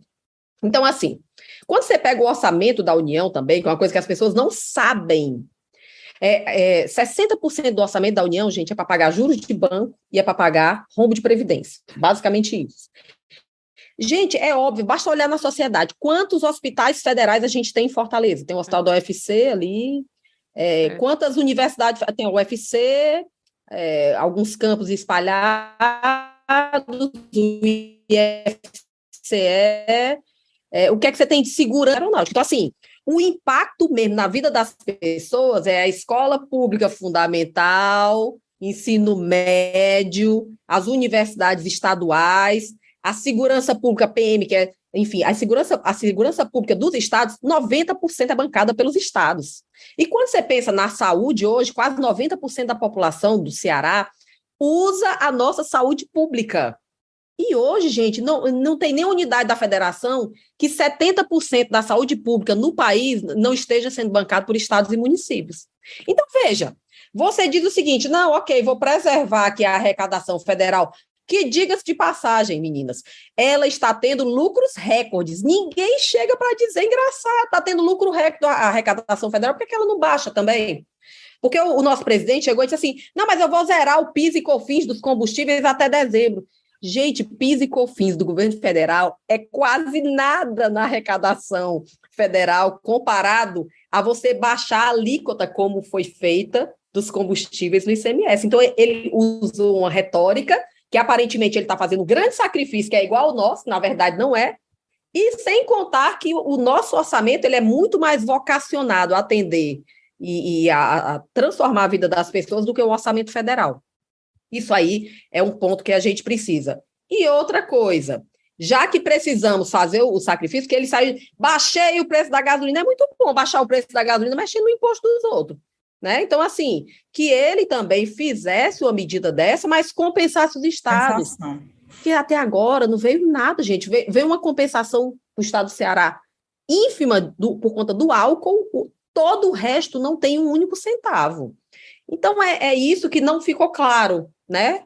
E fomos vencer. Secretária, você falando aí que tenta desmistificar esse linguajar economês e tal, e realmente é uma necessidade. Pelo que você está dizendo aí, a população, a opinião pública, a maioria não entende o que é que se passa no país. Por exemplo, não entende esse lance da Petrobras, não entende quando o Cramunhão mente, dizendo que vou fazer isso, vou fazer aquilo. Está entendendo? Realmente, eu acho que você tem razão. Falta desmistificar, falar mais para o povo, está entendendo? Porque quando chegar... Aqui nós tivemos ministro de Economia, aqui também secretário de Fazenda, que falava um negócio que parecia que estava falando era sânscrito.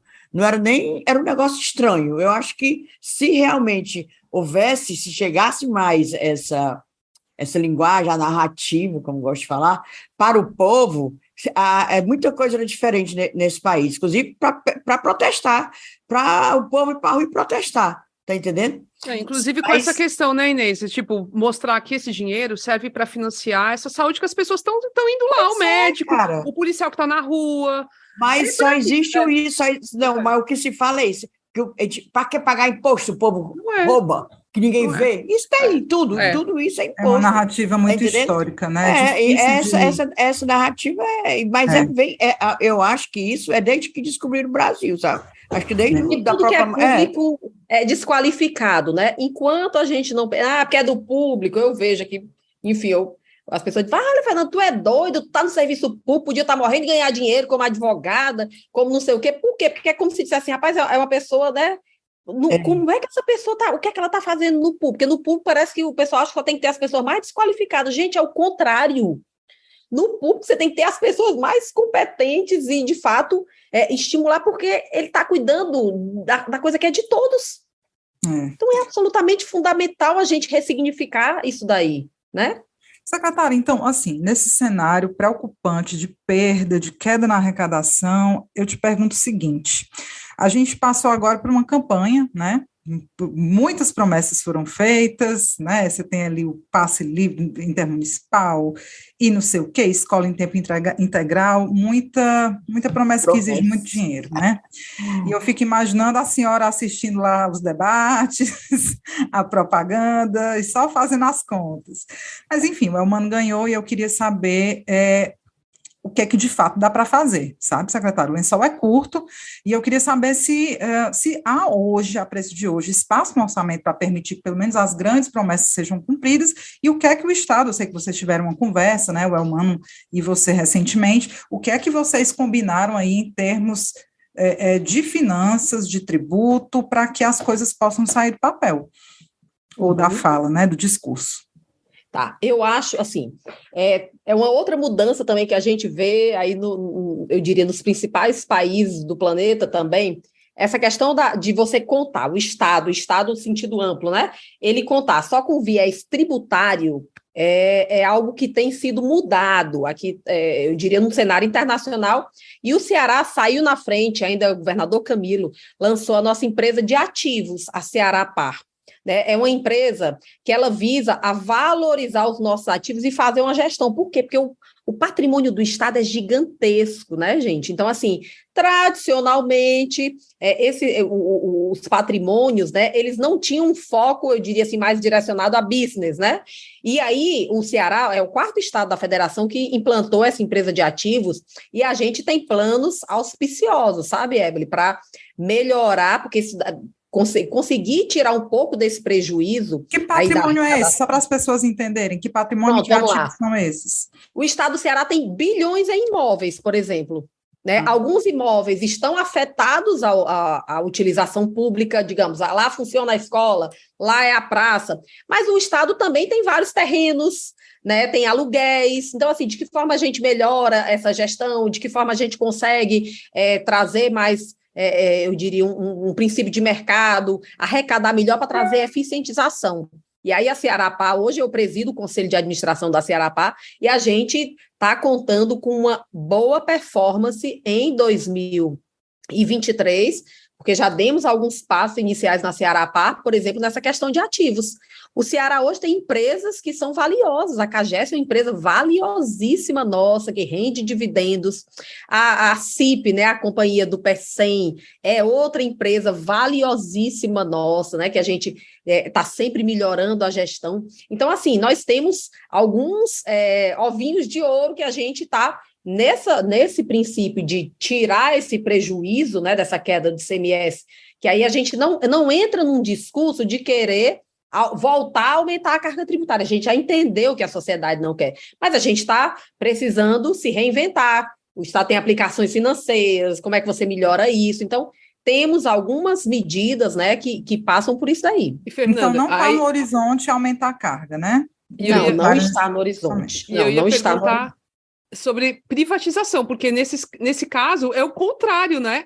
Privatizar é prejuízo, né? Se você tem ativos que são rentáveis e que vão tem uma potencialidade de dar um retorno financeiro bom, não é fazer que nem os liberais aí tradicionais, quer vender tudo, Estado mínimo. É o contrário, né? Eu achei isso super interessante, não sabia disso.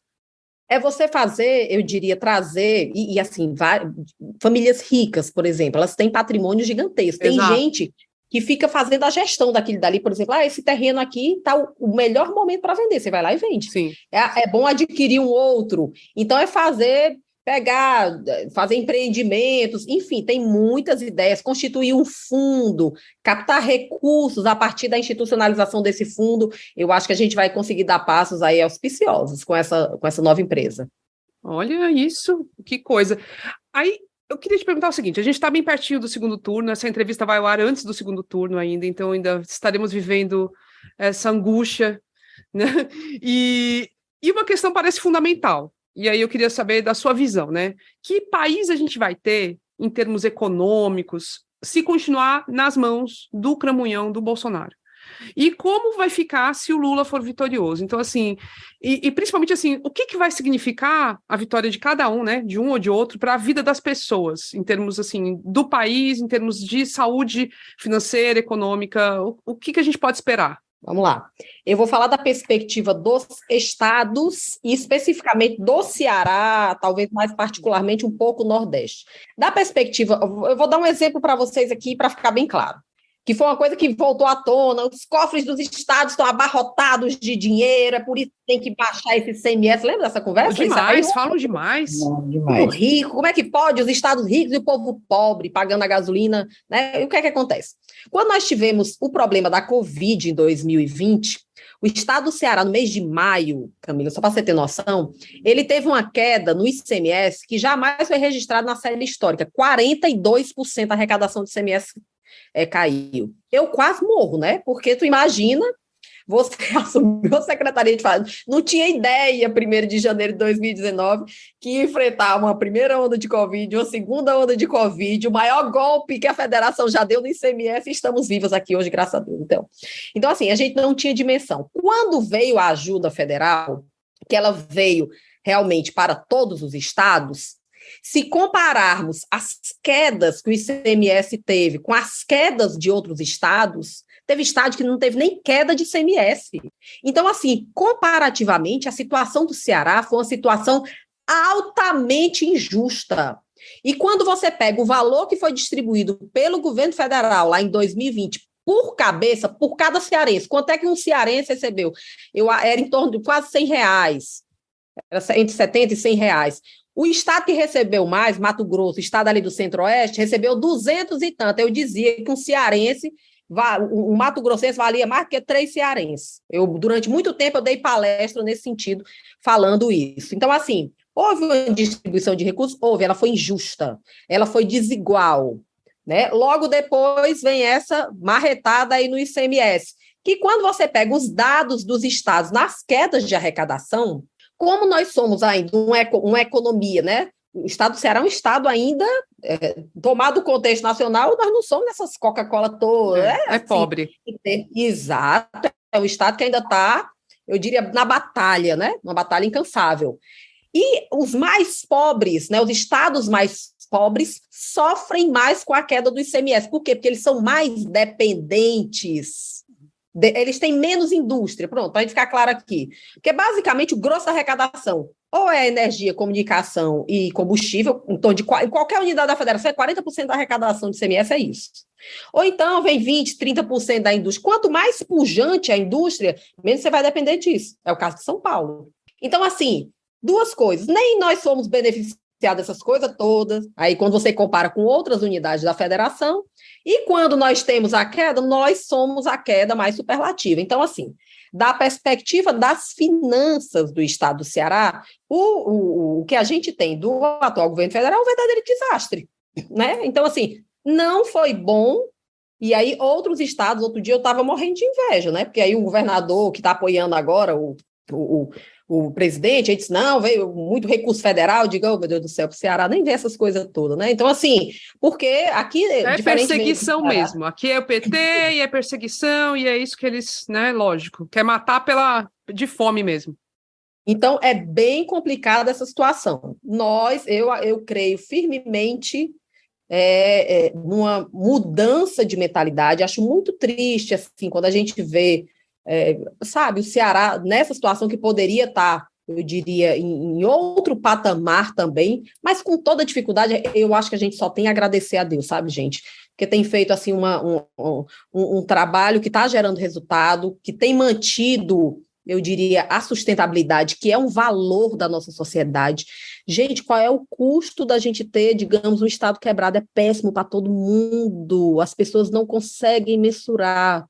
Então, talvez, né, assim, como a gente já tem isso há muito tempo, as pessoas não conseguem imaginar o que é um Estado que atrasa o salário do servidor, o que é um Estado que atrasa seus fornecedores, que não contrata, que a pessoa diz, não, problema de servidor público. Não é assim, não. Porque o Estado hoje, o Estado do Ceará, é um potente indutor na economia. Quando ele faz obra, ele contrata, aí o cara ganha o salário, que vai na bodega, que compra isso, que faz aquilo, que pega um ônibus, que compra uma roupa, isso tudo cria uma ambiência positiva. Então, assim, é importante a gente valorizar isso, porque é um ativo nosso muito, muito sério. E ontem mesmo, depois da entrevista, onde é que eu estava, nem sei, mas a gente debatia fortemente sobre essa questão de uma repactuação. Primeiro que o diálogo não é fácil. Então, assim, é tudo imposto, enfia a goela abaixo, tem que fazer e tal, e você não tem muita manobra, né? Você, mesmo apresentando dados ou buscando esses dados, não tem conversa. Faz daquele jeito e acabou-se. Então, a gente está nesse patamar. Eu acredito que, principalmente, educação e saúde. Ontem eu vi uma entrevista com o presidente Lula dizendo que vai precisar fazer uma repactuação nacional, caso ele venha a ganhar no tocante à educação e saúde, porque, Camila, um dado do Todos pela Educação, crianças entre 6 e 7 anos, é o meninozinho que faz a alfabetização, aumentou em 70% a quantidade de crianças entre 6 e 7 anos que não sabem nem ler nem escrever. Então, num momento desse, é para a gente estar botando mais dinheiro. Um segundo turno, um contraturno. Os alunos, tem muito aluno que não voltou para a sala de aula, contratando gente para ir atrás de menino e etc e tal. Agora não, a educação faz minguar por conta do projeto. Né? Então, assim, é algo que é lamentável, né? Não, isso é aterrorizante. Secretário, você estava falando aí que muita gente não sabe, porque o Ceará já vem há alguns anos bem das pernas, mais ou menos, mas eu me lembro que o Ceará quebrado, atrasando salário, vencimento de servidor, na década de 80, começo de 80. As Gonzaguetas, né, Inês? As Gonzaguetas. Rapaz, aquilo ali, imagina você não receber dinheiro, receber uma moeda, né, inventada e chegar para comprar com essa moeda. Realmente as pessoas não sabem, está tão fácil assim, de uns anos para cá, no Ceará, que se esquece dessa Memória época. Curta, né? Que não tinha nada. O Estado era caloteiro nasce na ampla extensão da palavra, era caloteiro mesmo.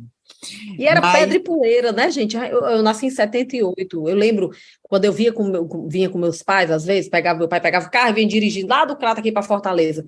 Gente, era aquela revoada de gente no meio das estradas, vocês lembram? Que a gente parava e soltava umas moedinhas e dava não sei o quê. O Ceará cresceu demais. Você tem um porto Pecém desse, com parceria com um dos principais portos do planeta. Você tem uma siderúrgica que foi o maior investimento privado da época, né, de todo o país. Você tem grandes investimentos. Olha, aquele porto Pecém ali é uma joia, gente. Com coisas extraordinárias que você nunca imaginou aqui. Produção de energia eólica, solar. Tem muita coisa a fazer? Tem, gente. Nós temos um desafio enorme. Mas quando a gente caminha ao lado de gente que quer caminhar junto com a gente, eu acho que a caminhada fica mais fácil. Secretário, falar em caminhada, vamos para aqui, terminando de desocupar, porque, Maria, eu fico cansada só em ver o que você faz.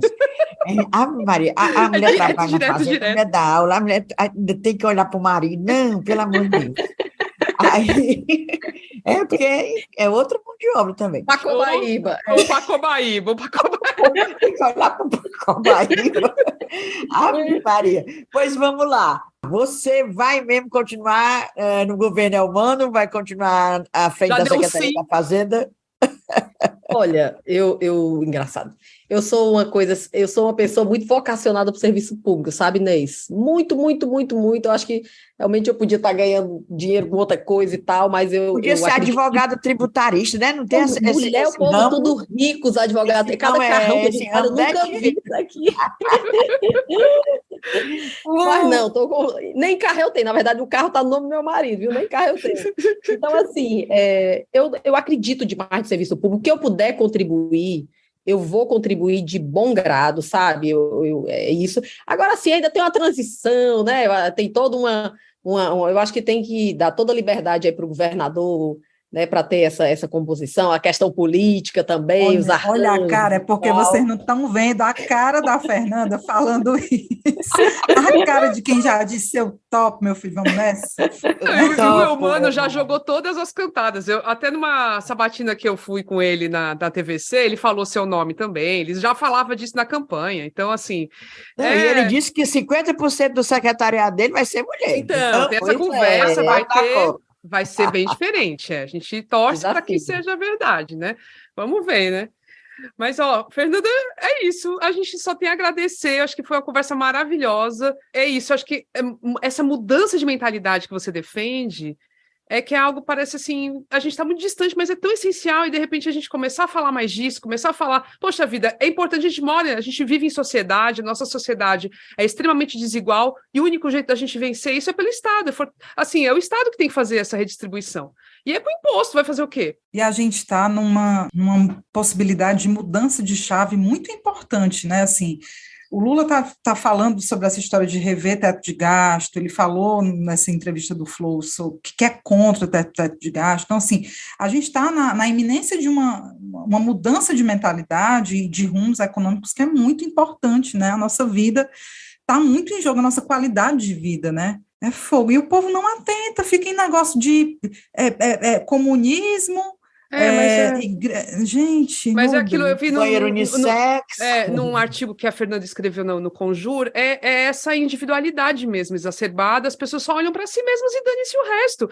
E a gente está falando de gente que, tipo, pode achar que está se dando super bem, mas não enxerga que o vizinho, a pessoa aqui do lado, a pessoa ali da esquina, se tá mal, afeta todo mundo. Não consegue enxergar, tá cego. Não liga Lé com Cré, né? Liga, não. Eu não sei qual é essa bomba que esse povo se joga, porque, sinceramente, eu não sei para que é que serve tanto dinheiro se você daqui a pouco não vai ter condição de transitar no planeta ou então no nosso país. Então, assim, o que é isso? É para ficar trancada em um apartamento de não sei quantos andares? Então, eu acho que eu acho que é super importante você ter seu patrimônio, valorizar a livre iniciativa, mas a gente precisa fazer isso num ambiente mais igualdade, né? De menos desigualdade. O país, eu não canso de dizer, a desigualdade a gente não devia nem dormir. Pronto, aí uma coisa que me levaria a não dormir, a gente pensar a cada instante uma forma de reduzir essa desigualdade, porque, segundo dados aí, foi publicado na Folha de São Paulo, é o país mais desigual do planeta, gente, isso não existe. E é mesmo. Aí vai para Europa, acha tudo lindo. Ai, o de metrô na Europa. Vai. Pois é, meu querido, é menos desigual, vamos lá. E aí? Essa é a diferença, querido. É dose. 2023, eu acho que não vai ser fácil para ninguém. Eu acho que o país vai terminar o ano dividido, porque tá half to half, né, gente? O negócio tá foda. Tá isso, vai ser complicado, mas a gente sempre tem que estar tentando construir o que há de melhor. Na minha percepção, para esse ser humano estar aqui, para mim, o que é que vale hoje? Democracia é algo fundamental. Isso aí é algo sem o qual eu acho que não tem sentido nenhum, muita coisa que a gente faz. É a perspectiva de diálogo, estar aberto ao diálogo, no que significa que eu, muitas vezes, vou escutar coisas que eu não concordo, mas eu preciso escutar ainda mais como serviço público. E outra coisa, baixar um pouco o tom, né? A gente volta a falar de amor, a gente conseguir falar de coisas mais softs, porque o mundo que aí está vai precisar de tá enaltecendo características soft. Né? E o serviço público, eu valorizo demais o serviço público, acredito demais no serviço público, mas ele precisa realmente se ressignificar. A noção do servidor público, especialmente o servidor fazendário, né, o cobrador de impostos, ela é uma noção muito fincada na noção de autoridade. Autoritas, né, aquele que se situa no patamar superior, e é menos enaltecida a noção de servidor público, aquela noção de estou aqui para servir, em que posso servir. Isso precisa estar muito claro em todo o serviço público, né? E outra coisa também, a gente tem tido uma certa ansiedade para resolver alguns problemas e acha que vem assim, ó, não, fulano de tal vai resolver não resolve. Aí não tem milagre, né?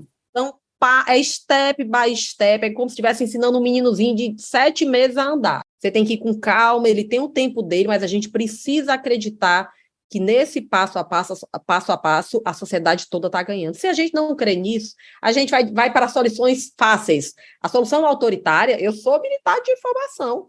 É simples, você dá ordem, o cara tem que cumprir, se não cumprir é cadeia, isso é óbvio. Mas será que aquele ser humano que vai estar cumprindo aquilo ali, ele está acreditando? Sociedade é isso.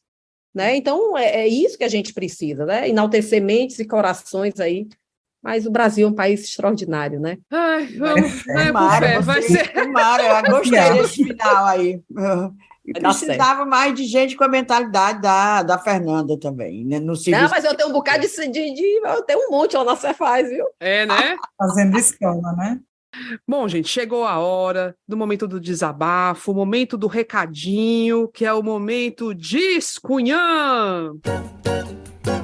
Vamos começar com Inês Aparecida, sempre com um ótimo Discunhã aí. Mas o meu Discunhã hoje nem é com política, viu? Não, tudo bem, pode ser.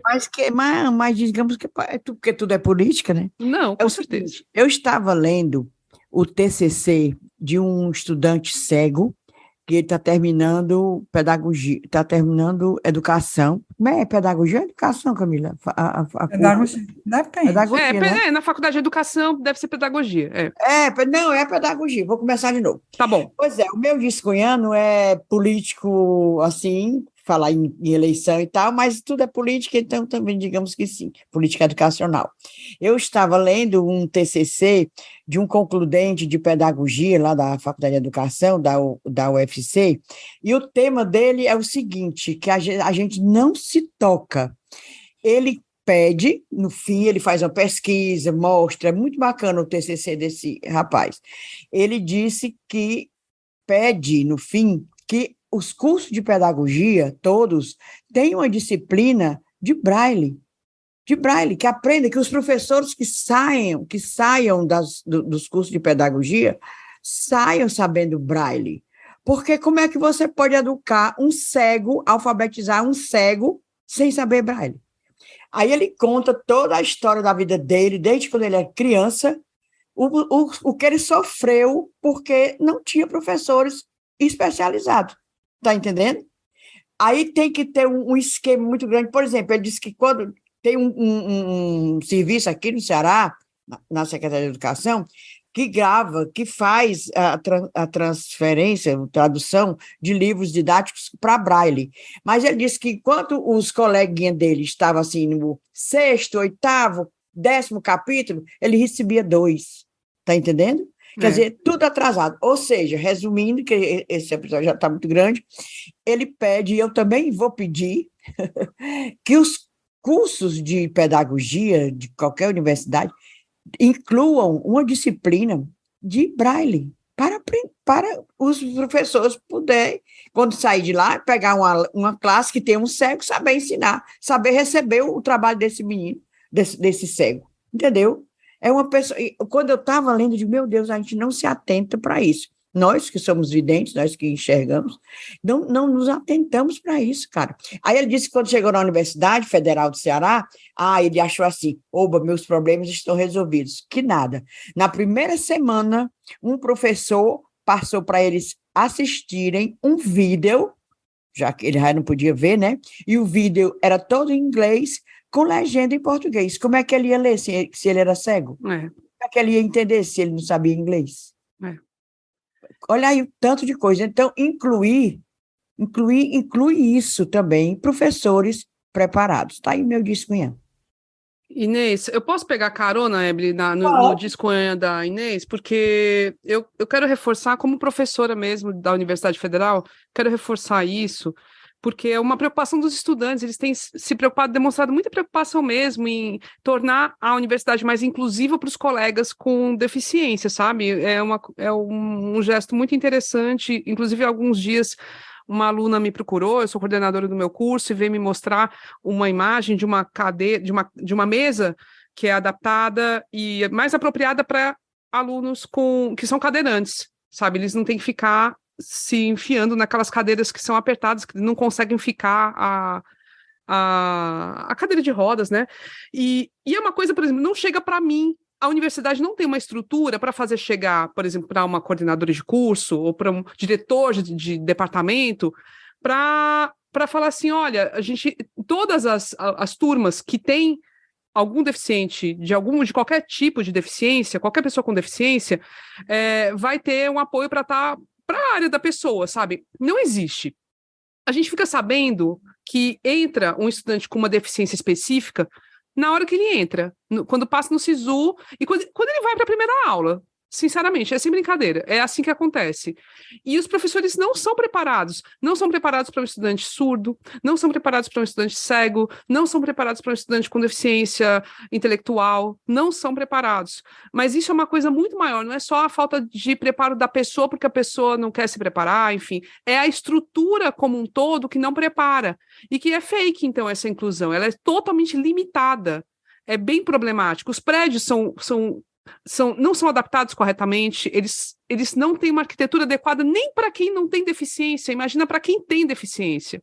São prédios antigos ou prédios mal planejados, as portas são estreitas para passar uma cadeira de rodas. Gente, é muito complicado. Aí, quando tem um banheiro adaptado, parece uma vitória, sabe? Mas é algo que, infelizmente, nem tem em todos os lugares. Às vezes, os estudantes têm que andar para caramba para conseguir chegar num banheiro adaptado, sabe? Isso é muito complicado, muito triste, e tem que mudar, e a gente espera que, com o eventual aí, com a chegada do governo Lula, saída desse desgoverno, esse tipo de tema seja realmente pautado, para que, de fato, seja implementada uma inclusão verdadeira, completa, real, sabe, plena, não da forma como está sendo feita, sabe, infelizmente. Pois, Ébele Rebouças, passarei para ti a palavra agora. Diz, Cunhã. Mulher, achei que foi bom ter sido a última, porque eu vou retomar o assunto eleição, certo? E aproveitar para mandar uma mensagem aqui, que é o nosso último episódio antes da votação final, né, gente? Caramba, agora é definitivo, o frio na barriga. Mas, dizer que eu realmente também comecei a semana e tenho estado nos últimos dias mais animada, apesar de preocupada, porque uma coisa que a gente vem falando há algum tempo, né, sobre a importância de gerar uma onda, de tentar, né, na medida do possível, do que nos sentirmos seguros, nos manifestarmos com adesivo, enfim.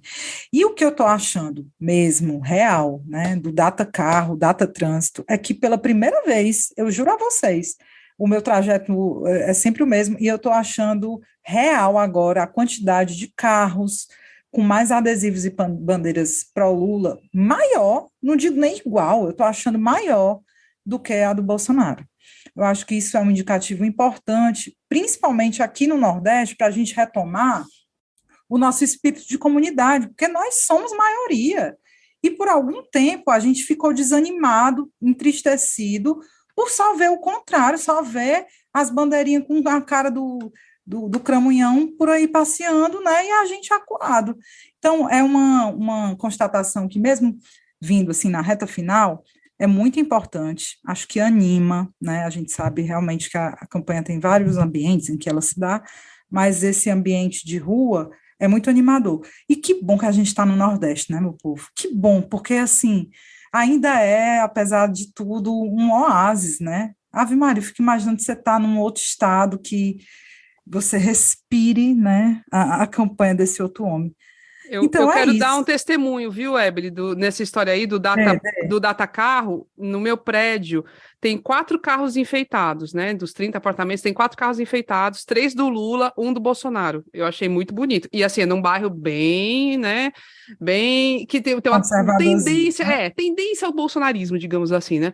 E a outra coisa que eu achei massa, eu vou testemunho, saindo da folia com o Lula, encontrei um casal de amigos no caminho, assim, na beira-mar, e aí tava passando um carro todo fantasiado de bolsonarista, né? Todo cheio das coisas. Aí o cara tirou onda com a gente, né? Falou, Bolsonaro! Eu dei uma vaia cearense belíssima, né?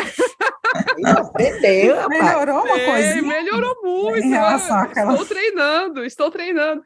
Eu dei uma bela vaia e assim, a gente, Lula! Yeah! E meu filho, olha, foi bonito. Então, realmente é muito confortável a gente estar nesse ambiente, viu? Dá pena da galera que está metida nos antros mais bolsonaristas. Infelizmente, assim, devia ser o país todo mais feliz, né? Mas não é, infelizmente. É fogo. Agora vamos para os cheiros. Manda, Inês. Fred Costa, Glaudice DN Silva, que mora no Rio, mas é filha de paraibana. A Praxérida Pinheiro, do Sertão de Folhas. Para o Eliésio Jeffrey. Para o Edmilson Lúcio Souza Júnior. E para Patrícia de Melo, Davi Castro de Andrade, Alessandra Marques, Érica Augusto e Júlia Marre, eu não sei se é Marré Desi, não sei, que ela fica indignada com a propaganda eleitoral. E lembrando que no sábado tem mais Moisés Loureiro no Teatro de Alencar, para quem quiser relaxar, véspera da eleição, é só ir lá para o show dele, que é Não Vote em Mim. É só o Moisés Loureiro mesmo, viu? É um espetáculo bom. E tu, Ebeli, manda cheiros. Deixa eu pegar um cheiro aí, o carona no cheiro, fazer um cheiro embaixo, com todo respeito. Você sabe que cheiro embaixo é tipo assina embaixo. Para o Moisés, eu conheci pessoalmente, dessa vez eu consegui abraçar o Moisés, quase que eu dou uma dedada nele, né? Porque eu já me sinto íntima. E ele estava, né, numa dessas manifestações. E nesse último evento, né, que eu fui, tinha muito curumim em Cunhazete, não era, Camila? Demais. A gente bateu foto, se abraçou, conheci uma Cunhazete também, que a gente está sempre interagindo, que é a Alessandra Marques. Então, foi tão bom ter encontrado tanta gente, sabe, que escuta, que está com a gente, meu povo, sintam-se cheirados, abraçados, beijados, e que a gente possa, no próximo evento, que eu tenho certeza que vai todo mundo, ser, né, com aquela felicidade plena, porque agora a gente ainda está meio agoniado, mas depois... Mas amanhã a gente vai se encontrar com esse pessoal.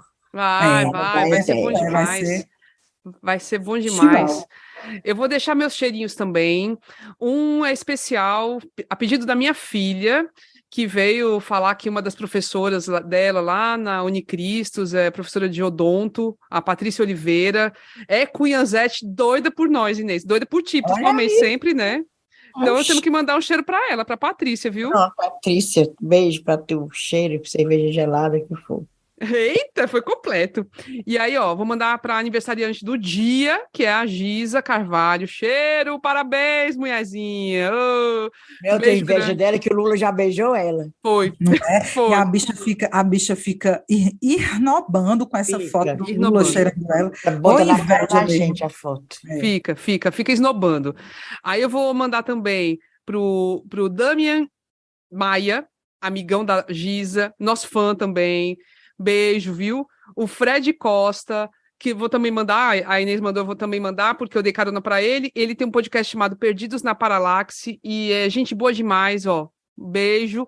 André Jonatas, nosso companheiro do SerifaCast, que fez um evento na sexta-feira, super bacana, com podcasts do Brasil todo, no dia do podcast. Foi muito bacana, maneiro mesmo, da Associação Brasileira de Podcasts, bem legal o evento. Beijo para o André e a Eugênia Nogueira, que é uma figura massa que eu gosto muito. Um beijo. Bora. A Eugênia todo episódio, né? É cheirada. Merece. Mas merece. Aí vamos lembrar, né? Para encerrar, né? Lembrando que para ajudar a financiar as Cunhãs, basta contribuir pelo site apoia.se/ascunhaspodcast ou pelo Pix para a chave ascunhaspodcast@gmail.com. Na produção deste e de outros, todos os episódios, temos Inês Aparecida, Ebele Rebouças e eu, Camila Fernandes. Temos o apoio da empresa Ponto Indie nas redes sociais e temos a trilha sonora da música Barbada Gagá, da banda Breculê. Gente, essa semana vamos semana que vem, né? Esperamos que felizes da vida. Ai, meu Deus, não sei nem o que pensar. Um cheiro, viu? Se cuida. Beijos. Beijo, gente.